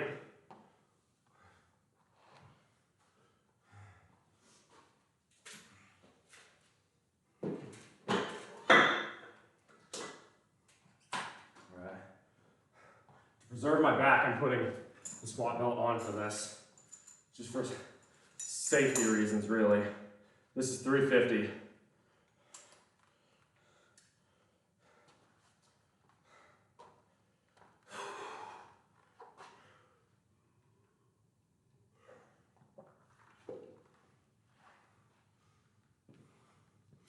More plates, more dates. Yeah.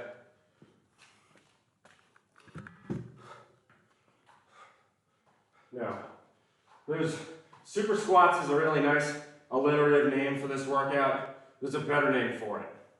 Suffering. That's what this workout is. It's suffering. It hurts. The pain is just incredible.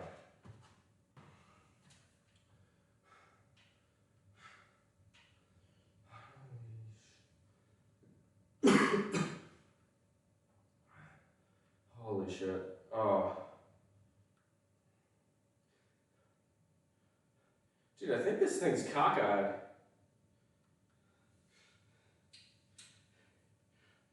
feel like it's coming in.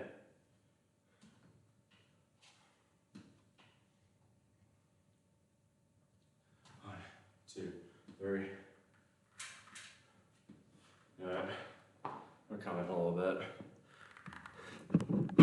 Yeah.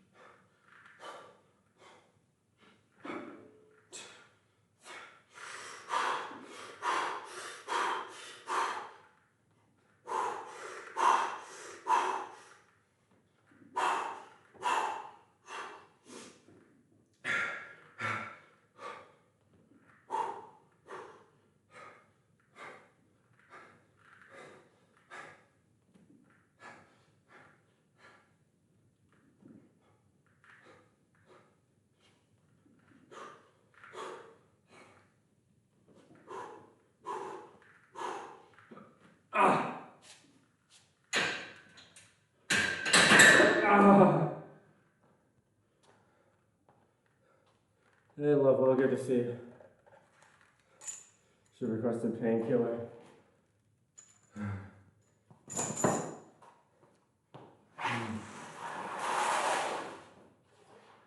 Painkiller would be appropriate. We'll put Chemical Addiction by Alice in Chains on next. That's a great song. Nobody knows about that song because it was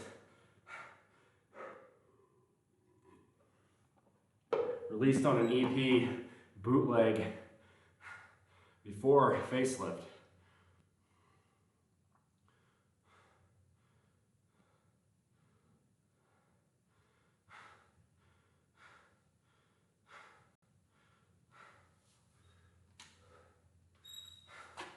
Hey, Alice in Chains only officially released the song, I think after Lane Staley's death in a box set. It's one of their best. Nobody knows about it.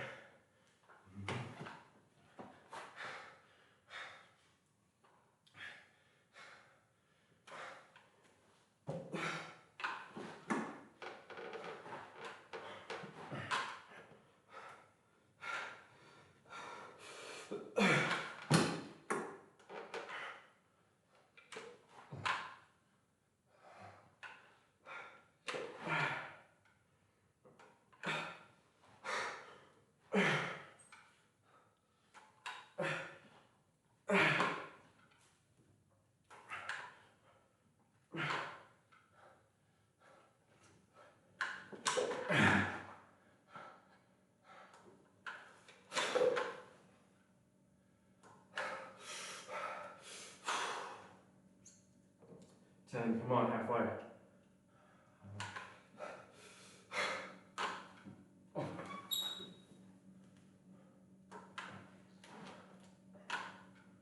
This is so much harder with the cold.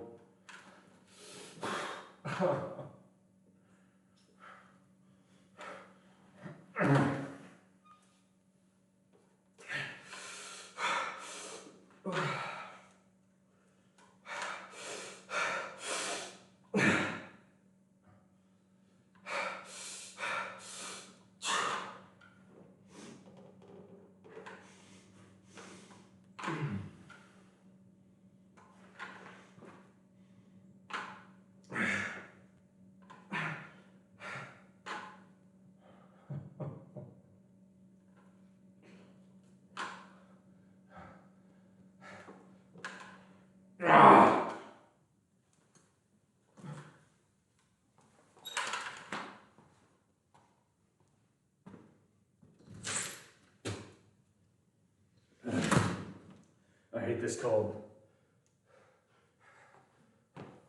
See your hard work. Howdy, more JoJo and Love Will. Welcome on in.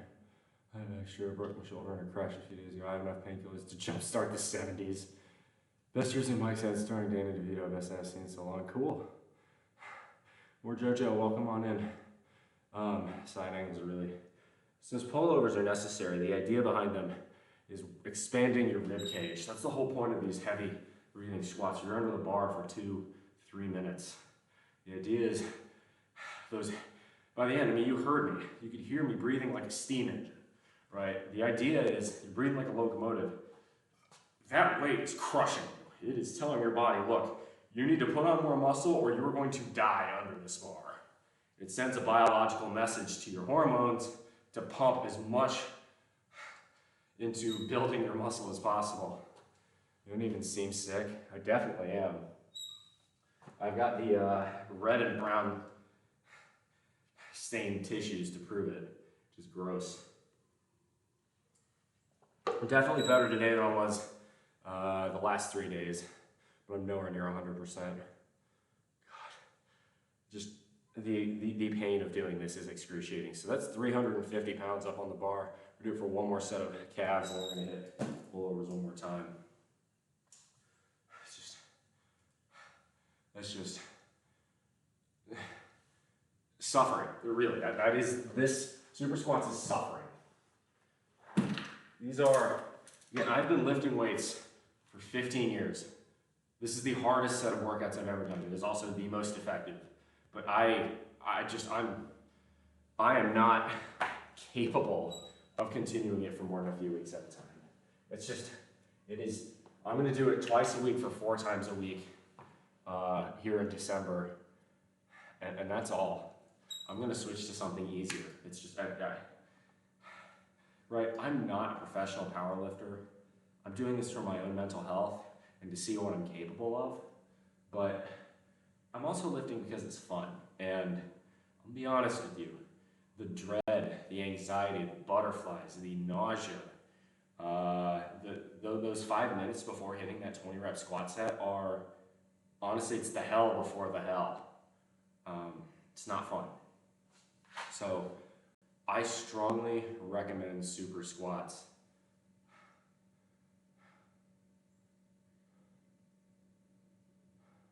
Raw garlic?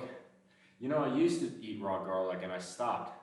It's not a bad idea. I might get myself a fresh clove. That'd actually be a really good idea. I can stomach raw garlic just fine, like just raw dogging it.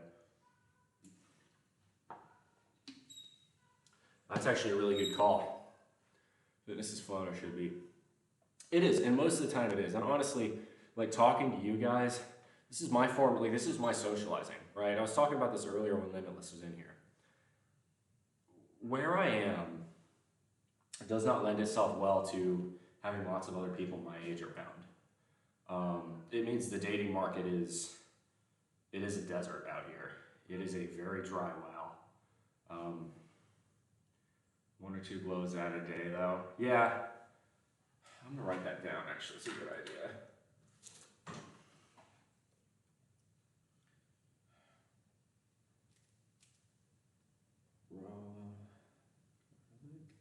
And not the minced, canned, or jarred stuff. You need the actual clove for that. I'm sure. I need 2 sets of pullovers. I'm gonna do Romanians, and that's it.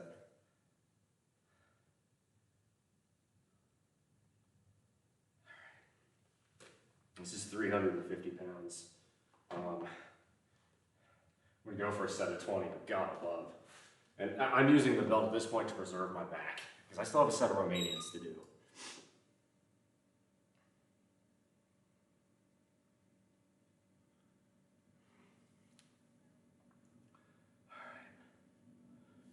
Let's do this. Ugh. Again, if you're, yeah, I'm comparing myself to a lot of engines today, but that's a really apt metaphor for these heavy breathing squats, and even the calves you do afterwards. When you have that kind of weight on your shoulders, what you want to be doing is breathing as deeply as you can to force your chest to expand. So why we're doing the pull-ups and the Raider pulls. The idea is very simple.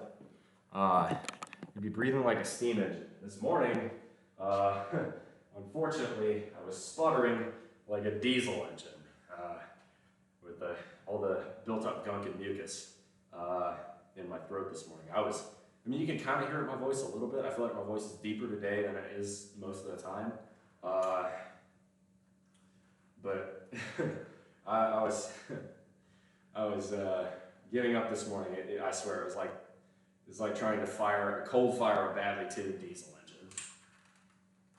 A lot of sputtering, a lot of black smoke, and a lot of false starts. Oh, that hurts so bad. All right, again, this is 350 pounds. Go a little bit down, there we go. This should be out of the way. What's the point if you can't see the muscles I'm working?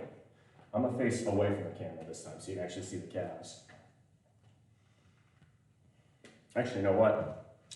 Zoom you guys in a little bit. Don't want to spill my water. Just really focus it. I'm gonna really have it. This is gonna be calf cam.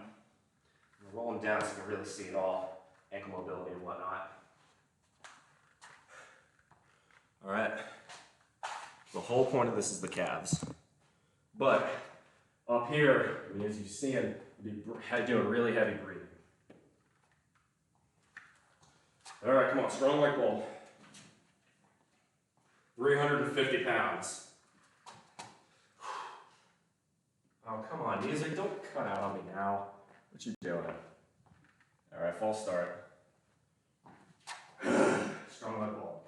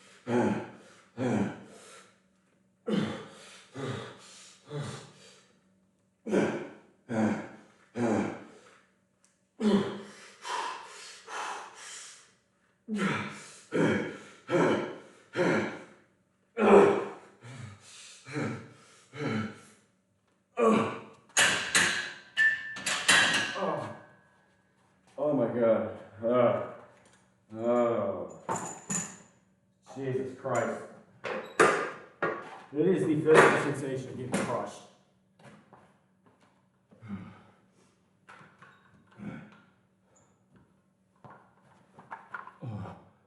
I need water.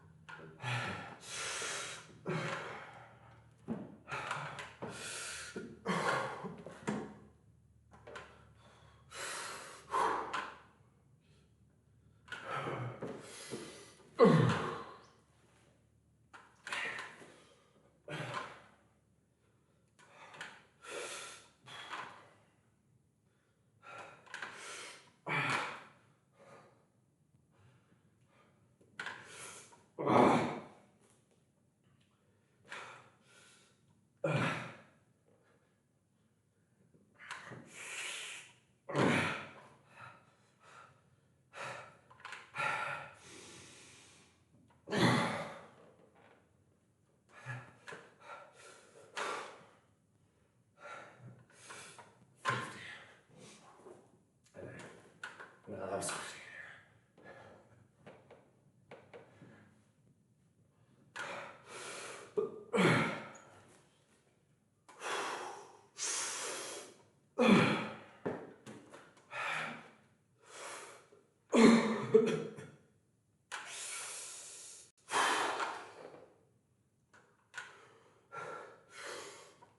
one more.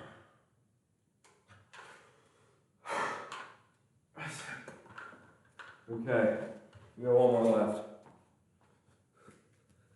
Brown 27 Brandon, thanks for the first time chat. Welcome to the how am I doing? I'm suffering is what I'm doing. But I'm getting stronger. This is how you do it.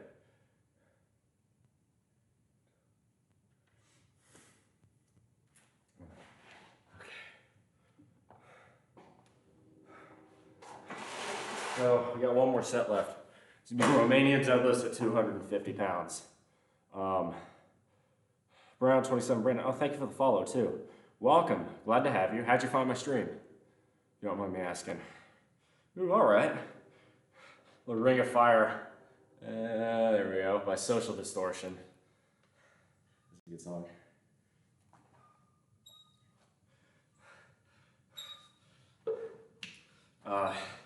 Heavy breathing squats are a bitch, is what this means.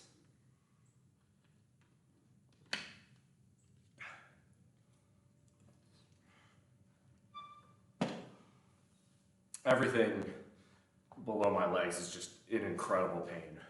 My lower back's feeling pretty good, all things considered.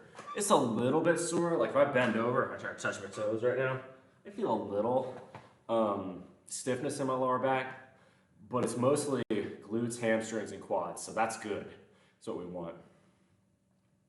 All right, so we'll do Romanians next. To a burning ring of fire, I went down, down, down, and the flames went higher, and it burns, burns, burns, the ring of fire, the ring of fire, the taste of love is sweet, in hearts like ours meet.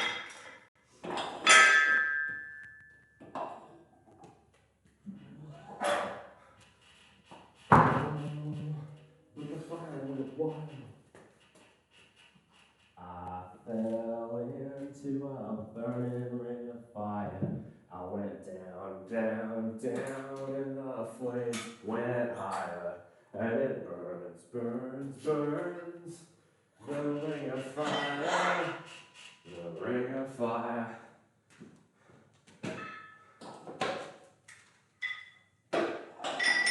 Alright, we got one more set, and we're fucking done for today, thank God.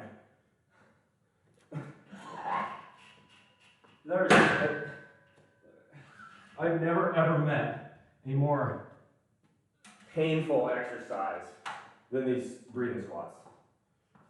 It's It is on another level. All right. We go easy high bar, just to lay it and set up for Romanians.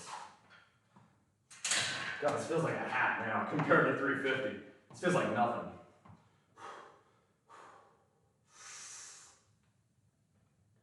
There we go. That's why you have spotters.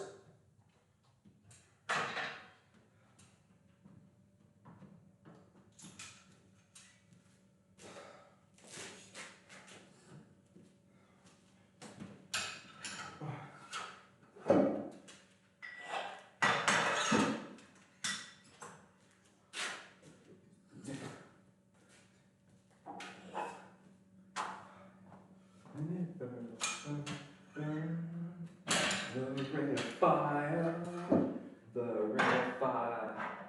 One more time. Fell into a burning ring of fire. I went down, down, down, and the flames went higher.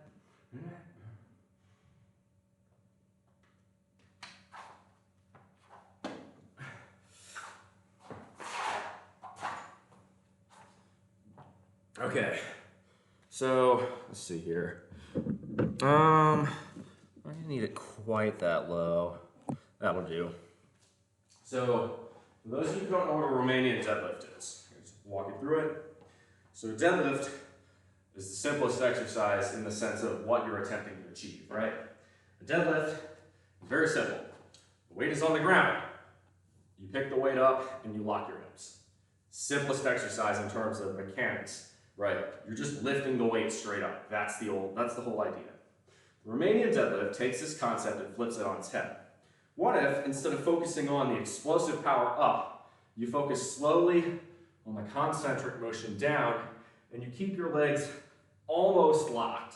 Not completely locked, but almost locked. Really focus on stretching out the hamstrings all the way down, and then focusing on the hip hinge coming back up. The Romanian deadlift focuses on the eccentric motion, whereas every other conventional deadlift focuses on the concentric motion. Very simple, right? Contracting versus expanding. There's pros and benefits to each. To me, a Romanian deadlift is like a time under tension bench press. There's a lot of value in doing that. It's also not fun. It's also a massive pain in the ass, but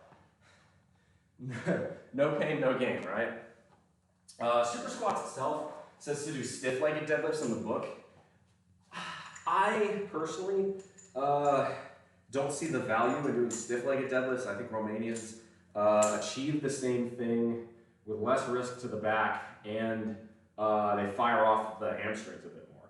Especially if you're doing super squats the way the book tells you, there's going to be a lot more quad drive, and if you're hitting quad drive on those squats, you're going to want to really work your hamstrings, your posterior chain a bit more. So that's why I prefer Romanians. There are those who are the true classics. You must do it precisely the way super squat says, or it doesn't count. And to those people, I say more power to you. I certainly think this workout counted. I feel like it counted. Everything fucking hurts, so clearly I did something right. Yeah. All right. I'm gonna psych myself up. We're gonna do this, and then we're gonna talk. It's Financial Fitness Friday, so we are gonna talk money.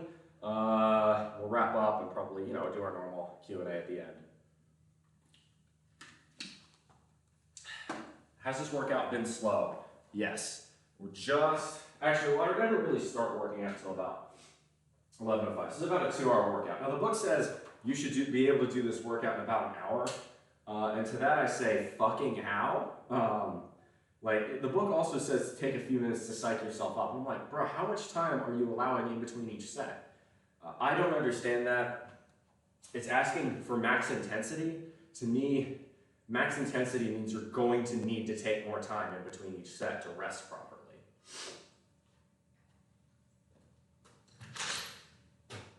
Right, if I wanted to work my cardiovascular system on a workout, I would not be doing super squats. I would be doing something much more hip oriented. So I don't think it's necessary to do this workout in an hour. I think that's what you're doing there is nerfing your own progress by not allowing yourself to rest enough.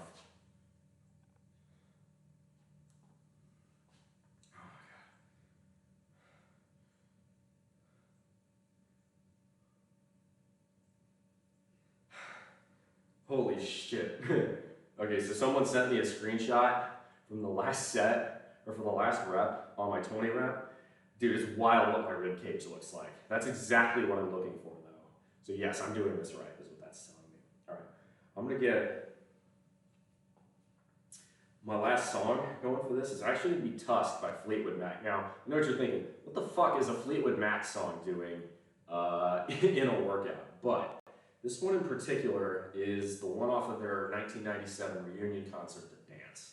And they have the Southern California marching band play it through the way it was done originally, but it's up-tempo, and I don't know why. I guess Lindsey Buckingham was just really fucking into it that day, and he just does these sort of almost like primal yells and screams in the chorus, you know, in the second half of the song, and it just fucking works for me.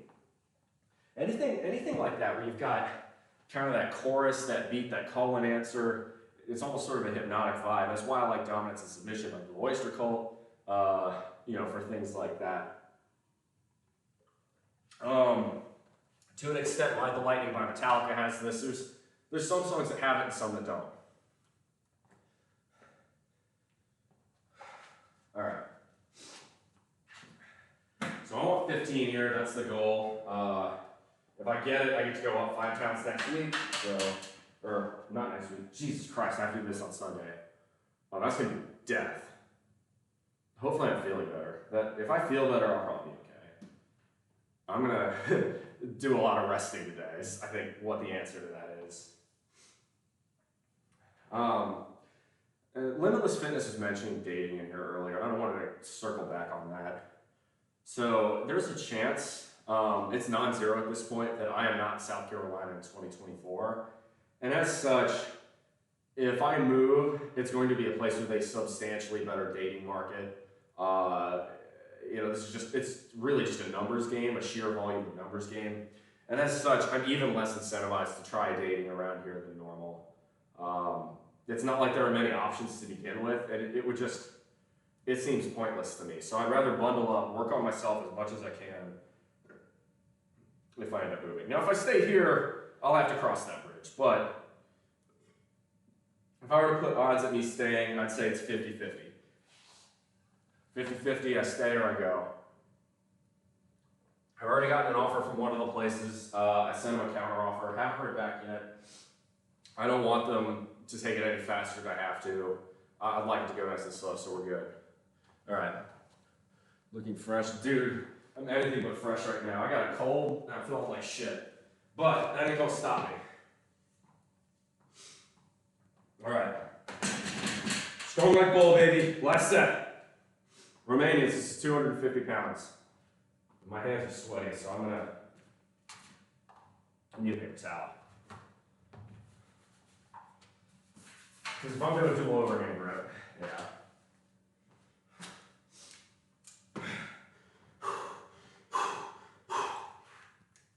Let's do this.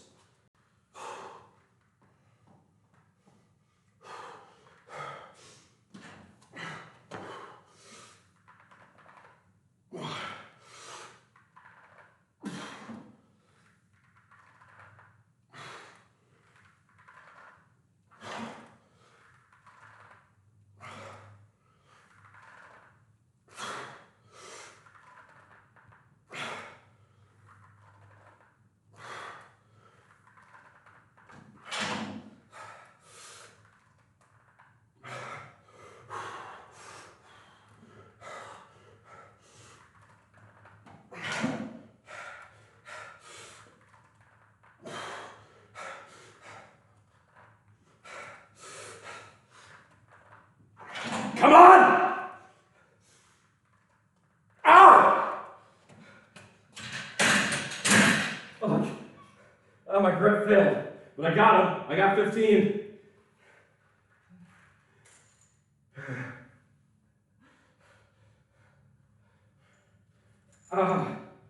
Ow.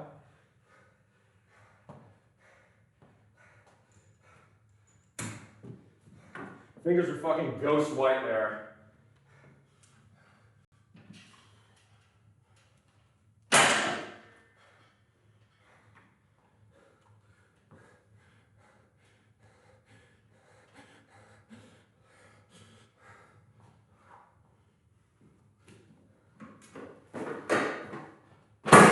Oh, my mommy. Oh my god, everything hurts so fucking bad.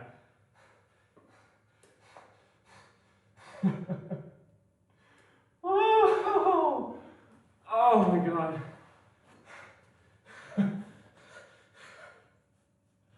Why am I doing this to myself?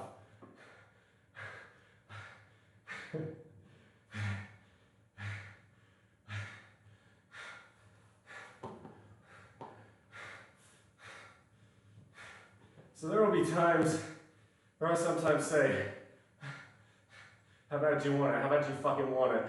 As a motivational tool.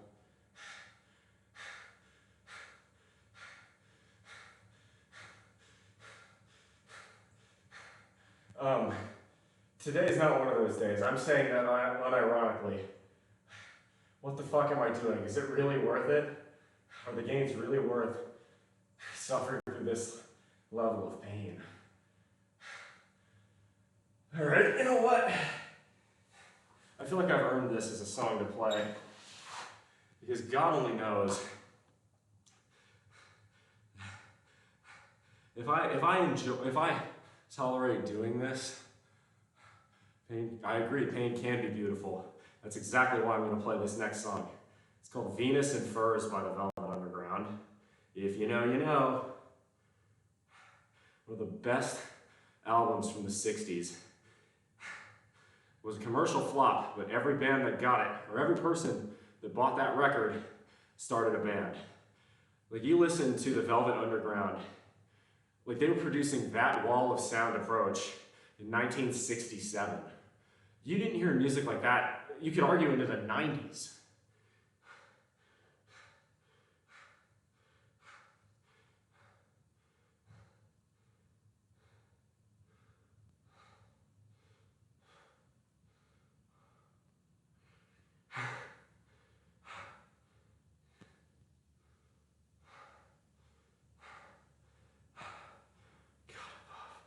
There we go. All right. Full.exe has stopped responding.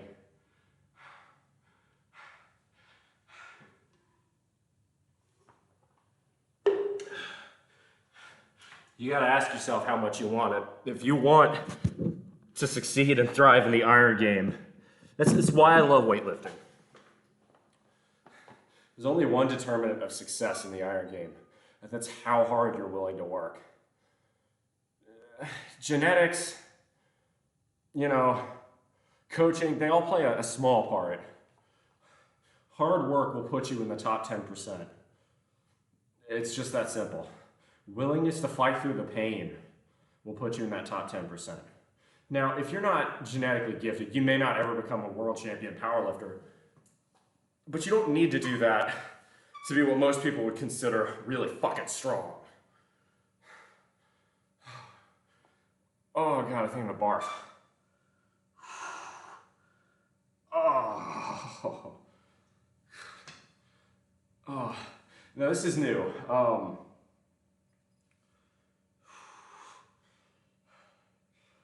Nausea before the 20 rep squats that's pretty normal. I'm used to that, the butterflies anxiety. Nausea after is new. I think that's because I'm still suffering from a cold. Oh.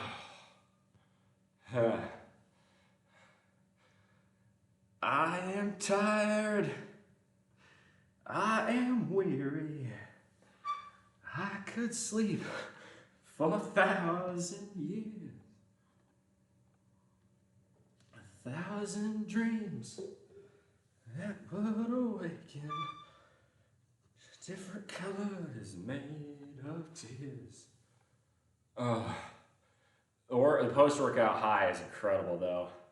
My mind's racing, and I feel like my mind is at 200% right now, and my mouth is at like 25% right now. I can't explain.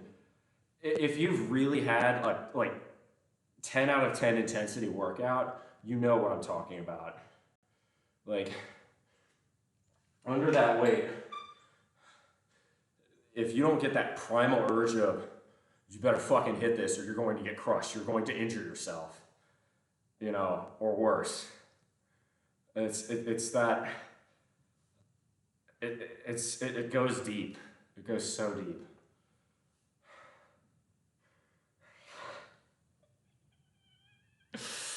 Oh, that pain.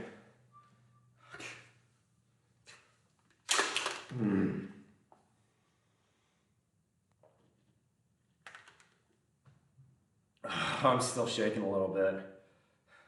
I don't know if you can tell. It's slight, but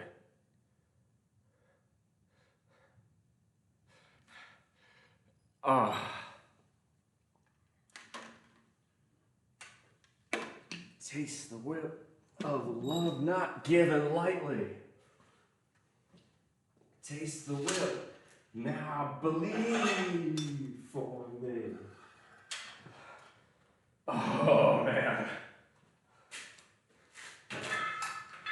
These are, dude, I don't know who the fuck it is that can do this for more than a couple of weeks. If you have done super squats as a program for more than 6 weeks, please let me know, because I want to fucking take notes. That is so unbelievably painful. I can't even fucking re-rack easily right now.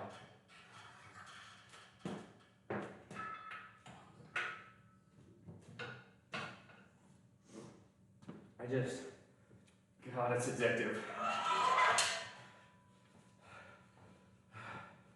God, I love the Iron Man. Oh, God.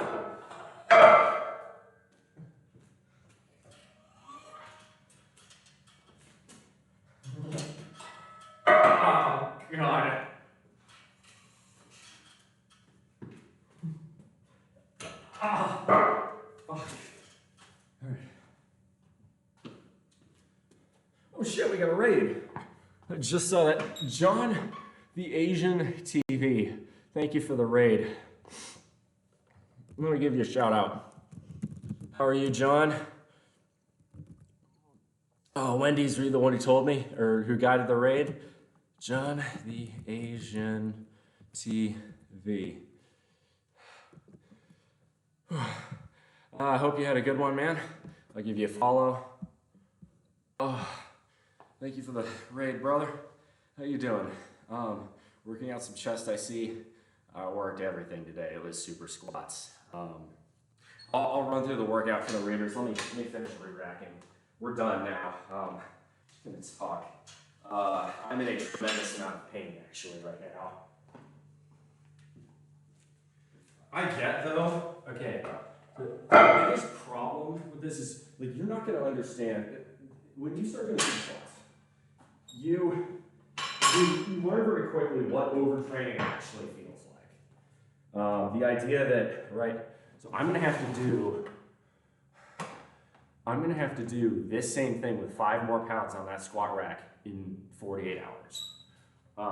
I will not be fully recovered by that. I know I won't be.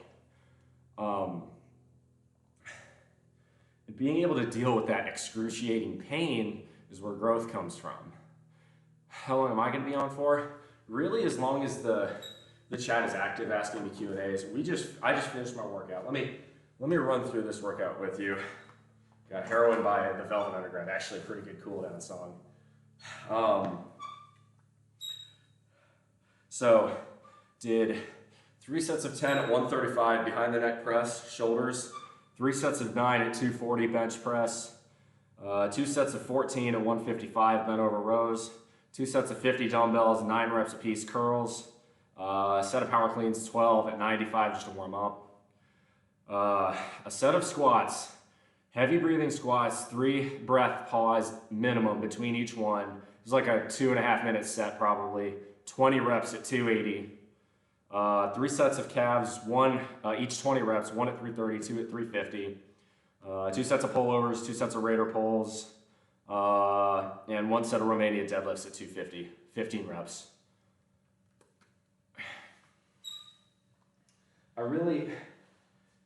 Words just fail me as to how difficult super squats is. If you've never done this workout, any serious lifter should attempt to do this at least once in their life. It is the hardest workout I've ever done. I'm not even doing it for the full 6 weeks this time. I'm doing 4 weeks, 2 of these per week instead of the 6 weeks, 3 times a week. That's not even half, and it's just still incredibly painful. But it works.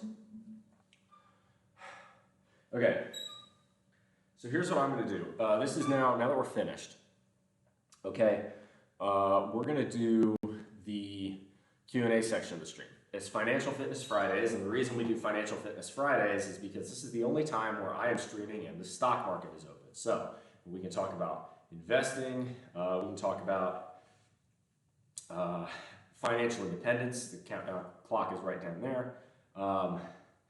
You know, any of that stuff. How long have I been streaming for? Been streaming weightlifting for about 18 months, a little bit less than 18 months. I've been streaming in some form or another since like 2019, but not really consistently until 2022. Wendy's, you're gonna do super squats? Good for you. Buy the book, or better still, go to your library and rent the book. Take notes. It's only like 90 pages. You can read it in an hour or two. But you've got to read the book first, okay? Don't go online and try to get an online copy. It's like $8 if you want to buy it. It's worth it. Get the fucking book. It's absolutely worth it. Okay, so what I am going to do now is I'm gonna go inside. Oh, you're gonna start to exercise again? Well, hell, that's awesome too. Always good to see someone get back into it. So what I'm gonna do now is I desperately need more water. I'm out. So I'm gonna go run inside real quick and get water. And while I do that, I would love if you guys throw in some Q&A for me, throw in some questions. If you wanna ask me anything about working out, diet, you name it, this is the time. Ask away, and I'll answer when I come back, okay? So give me like 60 seconds. I'm not even gonna put the BRB, actually I will. I'll put the BRB screen up. Give me 60 seconds, I'm just getting water.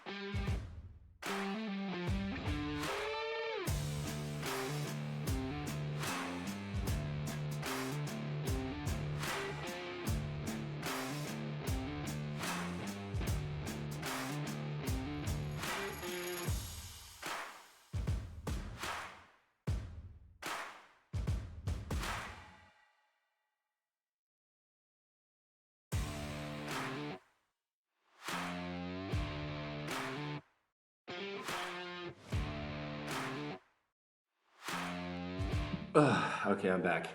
Aren't you cold? No. No, absolutely not. I am very much not cold. Once you get to a certain level of physical exertion, your body is, like, I'm radiating heat right now. It's, you know, I do have a thermometer, that's why I put it here. I keep this, an eye on this, so that way I can see how long I've been under the bar on some sets. I use this watch, it's got a thermometer on it. As long as I keep it off my wrist, I can actually get a pretty good reading. So it says, zoom it on in here, see if you can focus. There it goes, 59.6 degrees. It's not that cold. Oh God, my legs are in a lot of pain.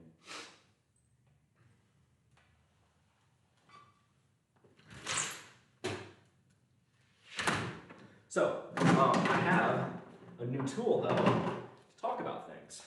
Someone suggested it.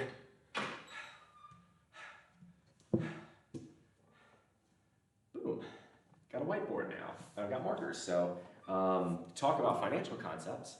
I can sit here and write things out for those of you who are visual learners. Those black mats on the wall, they look dangerous. They're sound deadening panels. So because this is a garage and it's a two-car garage and the other bay is empty right now, there's a little bit of an echo. So those sound deadening panels kind of help prevent a little bit of that. Let me put my watch back on. But yeah, this thing's really nice. It's about as good as one can get given my job. A lot of people are like, why don't you have like a Garmin or a smartwatch that tracks heart rate and VO2 max and all that other cool stuff. And I'd love to have one, but I work in an area where I'm not allowed to have any Bluetooth devices on me. So that eliminates basically every smartwatch on the market. So as a result, this is just a basic Rangeman. They've been making them for over 10 years. It is about the smartest dumb watch you can find. It's got altimeter, barometer, compass, sunrise, sunset, a couple other features. Solar powered, and it's built like a fucking tank. You can't kill these things. So, but it's useful in terms of, it's also big enough to where I can read the digits from far. So like while I'm squatting, I have an idea of how long I've been under the bar. Although usually about like rep 15, I'm not able to even see that. Like everything else just kind of disappears. It's weird. You go into, it's sort of a tunnel vision type effect. So a timeless watch. It's a watch that doesn't tell time. Well, that's just a bracelet then, isn't it? What's the point of that? No, I like this. I'd call it ugly but functional. And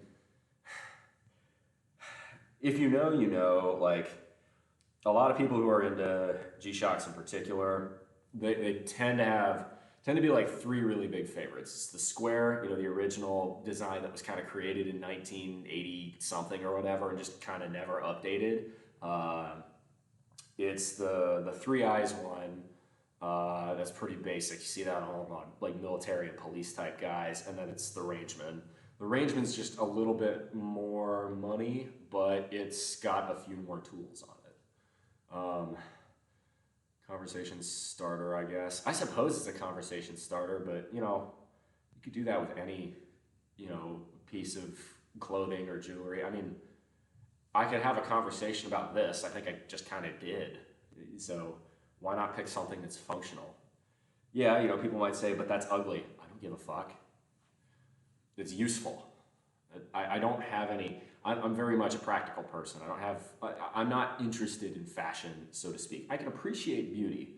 For instance, a Corvette or an Alfa Romeo or a Jag, it's a very beautiful object. It's a very beautiful car. But, my Volt out there is far lower operating costs, far more efficient, and far more practical. I've slept in the back of that thing in times where I've needed to. It's better for the environment in the sense that, it uses far less gasoline. I have bought $55 worth of gasoline for the entirety of 2023. I have the budget to prove it. I've bought 2 tanks of gas this year. This year, okay? Think about that. That's my argument right there. You sit here and tell me that isn't a really fucking good argument for a car. Regular watches give me dad vibes. Yeah, I mean, right, again, it's a practicality thing. Why I bought this in particular, I would love a Garmin Instinct or something that would give me more data to mine in terms of how I'm feeling. They have Garmin's have this thing like a body battery where it's like, shows you, how rested you're feeling on any given day. The trouble is, again, I can't wear that to work, and I want something I can use all the time, especially at work, right? The whole point of, at work, I get stuck in meetings, and if you don't, I've had this experience. This is before I bought this, but you just sit in there, and for whatever reason, the conference rooms don't have clocks, and you're like, it'll feel like 2 hours have gone by, 5 minutes have gone by. The watch kind of helps that for some reason. If you've been in a meeting that just drags on and on forever, I feel like most people have, you know what I'm getting at. So, no, this thing's about perfect for me. Although, if I get a new job, it'd be pretty funny actually. If I get a new job where I can have a smarter device. I don't know, maybe I'll give this away to someone. I could auction it off, that might be fun, but maybe we'll see. We'll see. This thing's been really good. It's hard to beat arrangement for all the features it's got. For being the exact, it's like a car, right? Or really any product. You should buy it based on what you need and not based on what, don't go for the shiny, right? It's the same reason, like, I've never quite understood the appeal of a Rolex, for instance. This is, for instance, radio controlled, where you can have smartwatches that sync to your phone that do a better job of keeping the time than something like a Rolex would. And you can say, oh yeah, but Rolexes have really good craftsmanship. Do they? I'm not sure. You take something like a Seiko, or even just a Casio, or even a Timex, you can put that through a whole lot more abuse and it'll keep running probably more accurately than the Rolex does. I don't quite get the appeal. I think it's like fancy cars. I can appreciate the design that goes into one of those, but would I ever own one? There might have been a time, a long time ago, I thought Alfa Romeo 4C was going to be my dream car I'd spend money on, and now I'm like, nah, I want my Volt. Oh shit, pest control's here. I may have to talk to those guys. Didn't realize they were coming today. Do we have any other questions?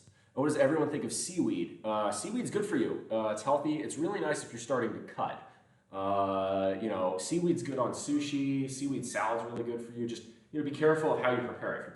If you prepare seaweed with a shit ton of oil, well, all of a sudden it's not so good for you anymore. If you're eating Philadelphia rolls only, right, that's a shit ton of cream cheese. It's a lot of added fat, a lot of added calories. So it really depends on what your application is, and what you're going for, what you're looking to do with your body. So in a vacuum, though, seaweed on itself is very good for you. There's a reason the Japanese live a very long time, and seaweed's a big part of their diet. I love sushi, nigiri, any of those sort of Japanese raw fish, rice, and seaweed foods. They're pretty good. So watch, make sure the pest control guy comes back out. Actually, if that's what he's doing. Do we have any other questions? Let's talk financial fitness real quick, and if nobody has any other further questions, we'll go. We'll probably look to raid someone.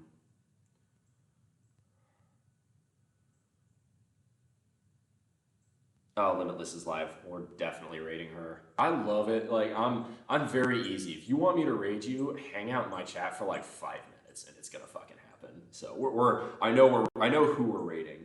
Let's look at stocks. God, my Coinbase stock is fucking printing. Have you seen Spirulina? Yeah, I have. I think Spirulina is just, it's another type of carb. I don't think it's any better or any worse than any others. I want to say it's a carb. I don't remember. I'm gonna search it, make sure I'm not thinking of the wrong thing. I'm worried I'm thinking of semolina, and I think maybe I am thinking of it. Yep, I am thinking of semolina. Blue-green algae that contains nutrients, protein, and antioxidants. So it's like algae. Huh. Nutrition. This is mostly protein. Well, that's pretty cool. I don't know if it's got complete amino acids, but it sounds to me like it might. Okay, I'm gonna go right back, y'all. I've got the pest control guy coming out, so stand by. Give me just 1 minute, okay? Ask your questions.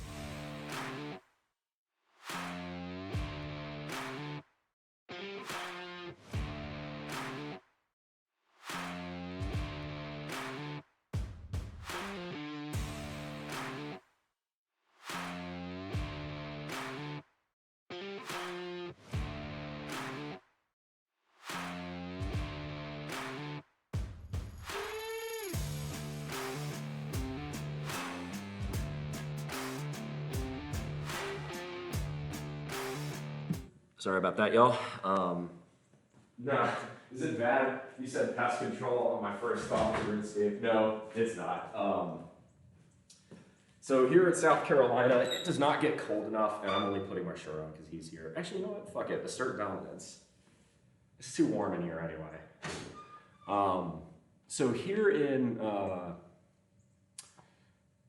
South Carolina, it does not get cold enough. Anybody else who lives in the deep South, and what I mean by the deep South, right? South Carolina, Georgia, parts of Florida, Alabama, Mississippi, Louisiana, Southern Arkansas. If you're in these areas, you know that it doesn't get cold enough to really kill off any of the vermin. And as such, but it usually does get cold enough every so often to where they will try and seek shelter under or near your house because you keep your house warmer, right? Palmetto bugs are the big ones here in South Carolina, but there's a forested property right next to mine. As such, it's, you're gonna have termites there, right? In a forest comes, dead trees.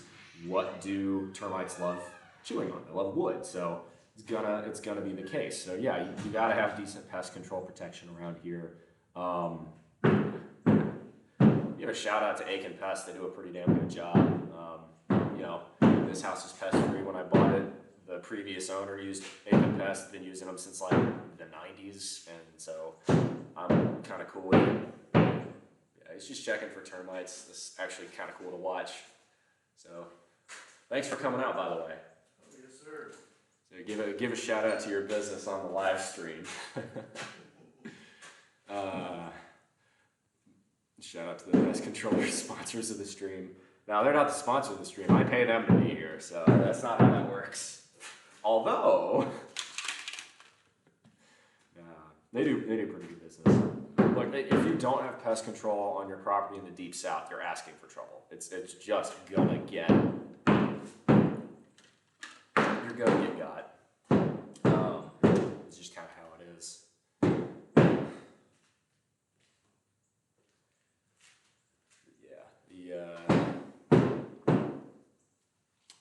It's, I think there are some parts of the northern U.S. that have pest issues, but it tends to be that, in particular, the South is where you got them.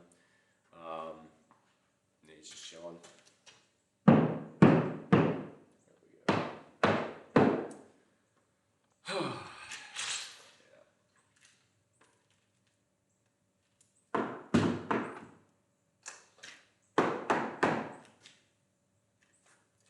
Guessing where you're tapping, if it were to, cave in and crack, that'd be where you might have a problem. You'll hear like dirt trickle down too. Oh. Kind of look for ripples and That's kind of cool. stuff that's not supposed to be there.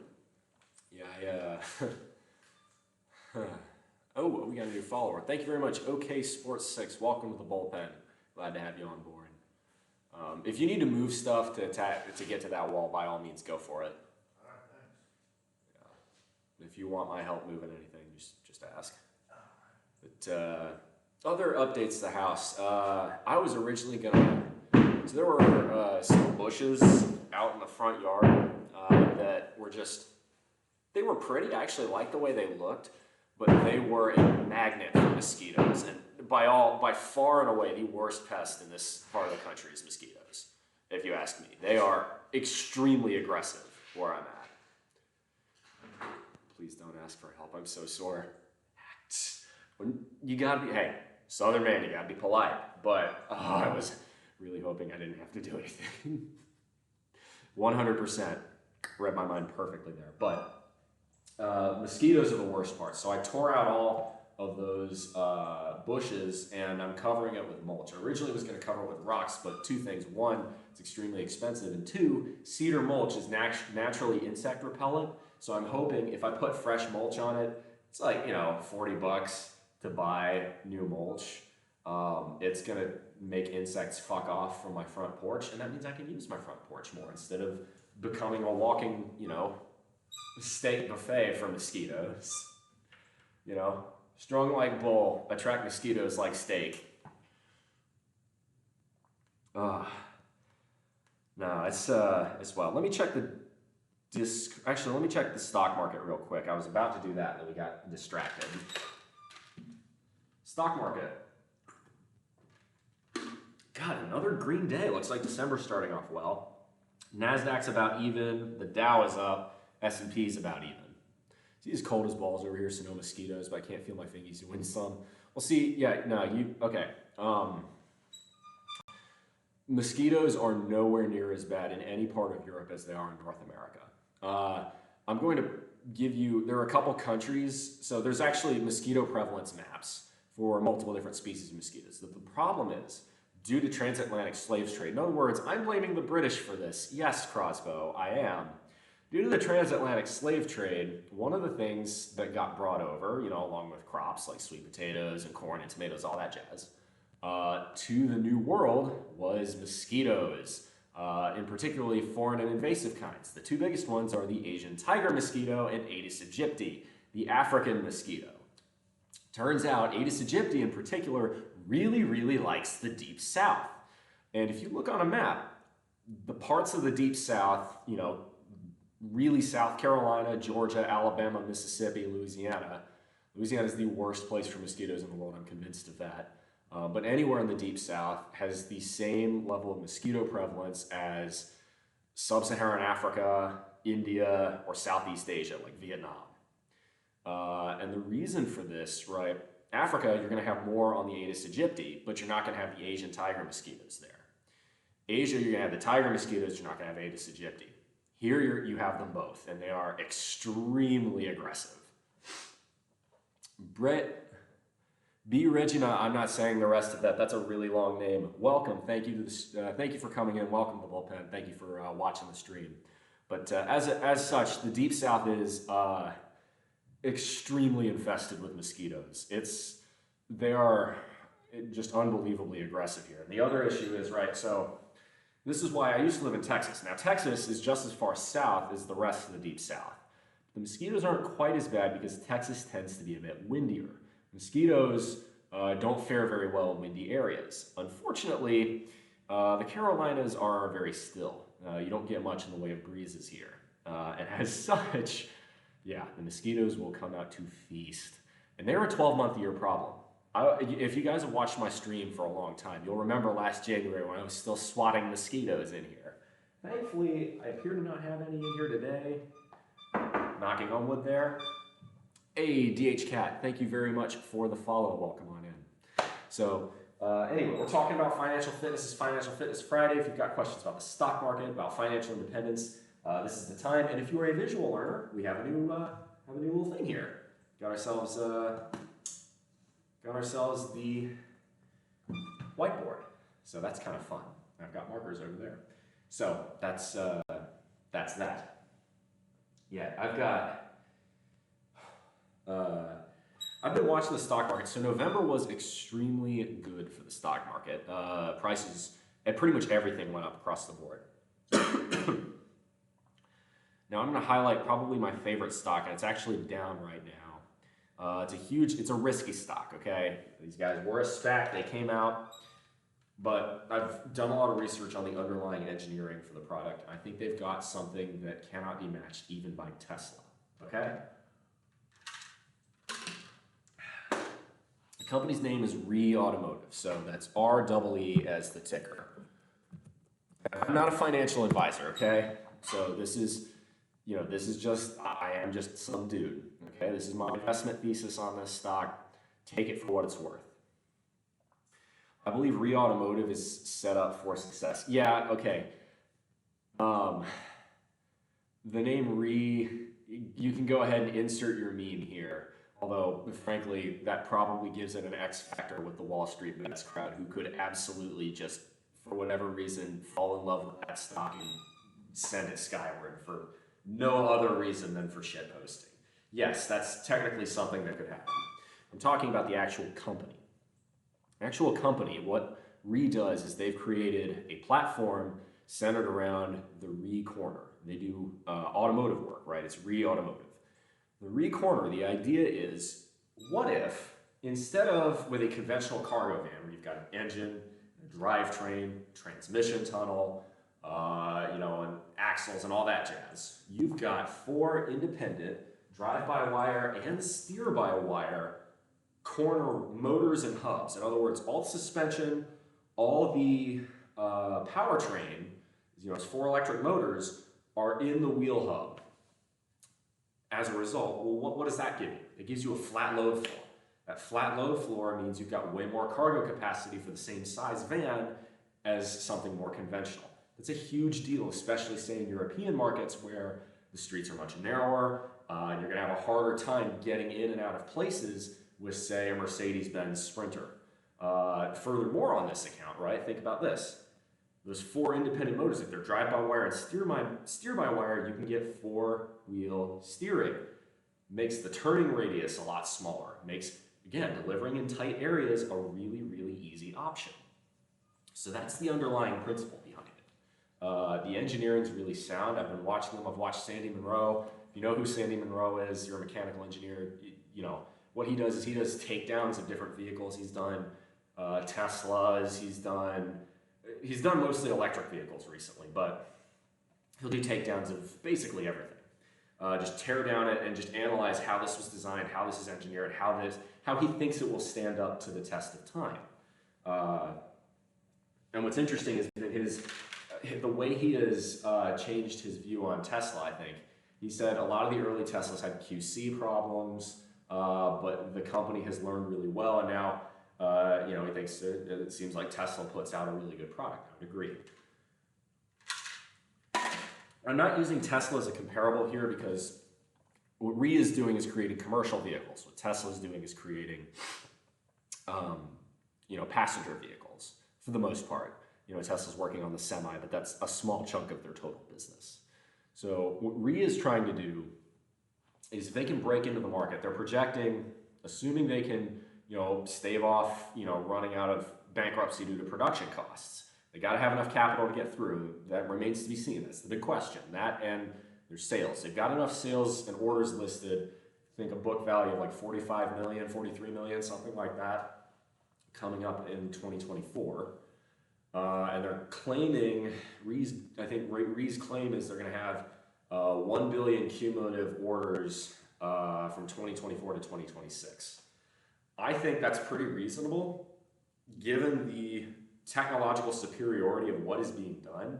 There is no other patent I am aware of that has made it through certification validation with both drive-by-wire and steer-by-wire. That is new. That is RE's X factor. They have that. I have not seen any other company successfully get that. I think Canoe has gotten close. I think a couple other companies have gotten close, but I don't think any other has gotten quite as far along as RE has. And I think because of that, right, I think 1 billion out of the commercial trucking market from 2024 to 2026, that's a very small fraction of market share. So I think that's a very doable thing. They just released on their earnings report yesterday for third quarter that they just sent a prototype test vehicle to a major aerospace contractor. Who knows what this could be? It could be, if it's SpaceX, this stock is going to the fucking moon. But I don't think it would be, because SpaceX is probably going to use something from Tesla, because they're both owned by Elon. They both got Elon working on them. But I think it's probably some other aerospace company.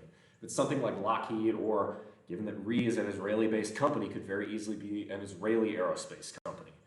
That's a huge well of money right now. That is a big deal. So that's part of it. Okay. Question, what's hot on Coinbase? So why am I bullish on Coinbase? My bull thesis on Coinbase was very simple. So Coinbase is the cryptocurrency broker, for lack of a better term. I know crypto guys, a lot of the terminology I use here is incorrect, but I'm a layman. I'm not super into crypto itself. I want enough crypto exposure because I think money can be made giving those services to people as opposed to the cryptos themselves. I'm not crypto knowledgeable enough to invest in individual cryptocurrencies. Oh, Interactive Fitness, thank you very much for the raid. Welcome on in. Thank you very much. Thank you for the raid. Anyway, as far as why I believe in Coinbase, I knew this, a couple years ago at this point. Why believe in Coinbase? 3 years ago, the three biggest players in the in the crypto field were FTX, which is now bankrupt thanks to Sam Bankman-Fried being a weasel, Binance, which has now been fined by the SEC, might get blackballed from the United States, and has pretty bad connections to the CCP, and Coinbase. So the first two have happened. So Coinbase is now getting a much bigger share of the crypto market. Now, the crypto market has crashed since the days of 2021, but yeah, it's a smaller market, but the share of the pie that Coinbase is taking is going to grow. So I think Coinbase is the premier crypto player in the United States, and as such, you're going to see a lot.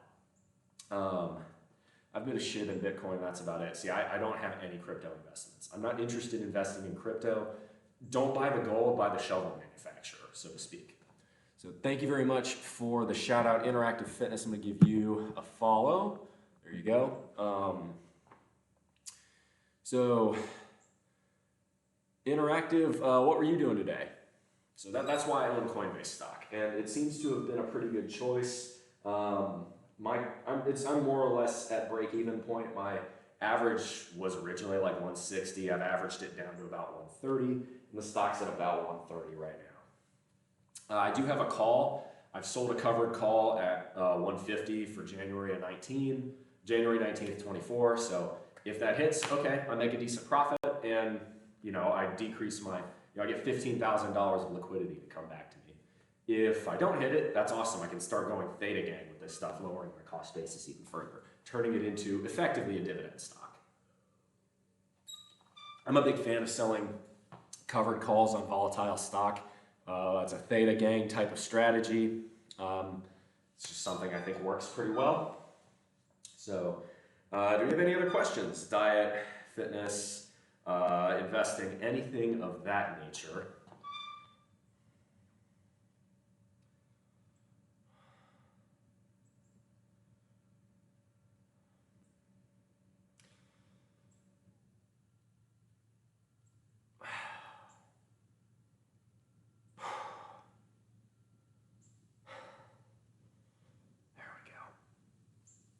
How are you feeling right now on a scale of 1 to 10? Like in terms of what? Okay, so mentally I'm feeling great. Up here, I feel like I'm fucking ready to get after it and just go balls to the wall the rest of the day. Physically, I am in a lot of pain right now. You guys were apparently I actually got a couple of DMs from a few people lurking on this stream of me laying down like this, just breathing deep in pain. And then there's some truth to that. Ooh, is that the surface rust? Fuck. Okay, I need some water. Let's do that on this plate. I have to sand that down, respray it. Damn. That's not good. That's the rust is starting to all on my plate. Yeah. Oh. So when I'm doing those pull-ups, right? The idea here is to stretch out that rib cage. You want the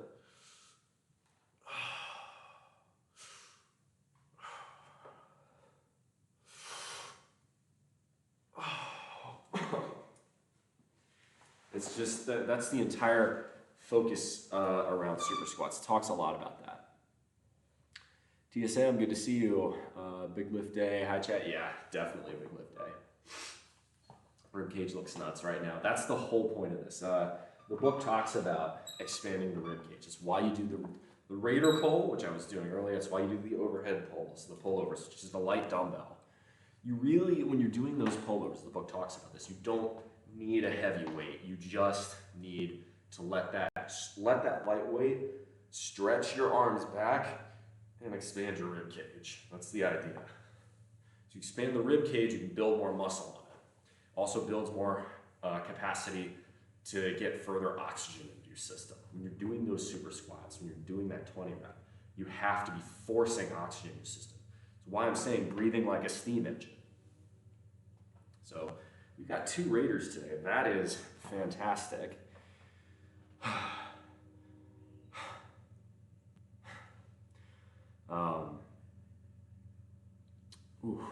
actually do need to pee. I think it is getting close to noon, so I think I am going to probably raid. I will be hanging out probably on my Discord later today, so if you guys want to chill with me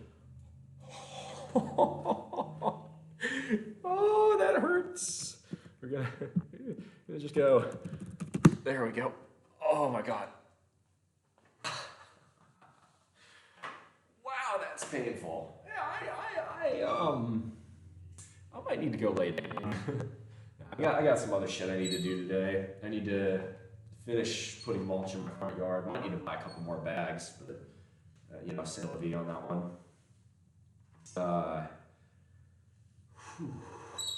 Oh yeah. Man, I piss like a racehorse now. I think let's go raid someone. I know already who we're gonna raid. We got Bam Bam and Ramir on, but we gotta raid Limitless Fitness. She is an all-star and she came in earlier, so it's only fair. If you want me to raid you, it's very simple. Stick around and be active in my chat, and I will do it. Raid Limitless Fitness. All right. Raid message is, as always, Bull Rush.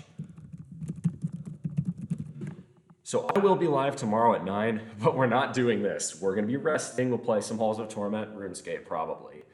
Maybe do some stretching or some light ab work. That's going to be it for today. Thank you all very much for coming out. Thank you very much, Raiders. I'm going to be sending you some messages because I want to make sure I can raid you back in the future. As always, y'all, make good decisions. Those good decisions form your habits. Those habits form your values. Those values form your ethos. You be the guide star through the rough waters of life. Much love, y'all. Come in for the hug. Big bull hug. Oh my God, I gotta piss.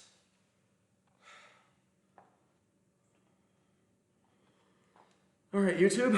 Hope you enjoyed. That was a hard workout. Cheers.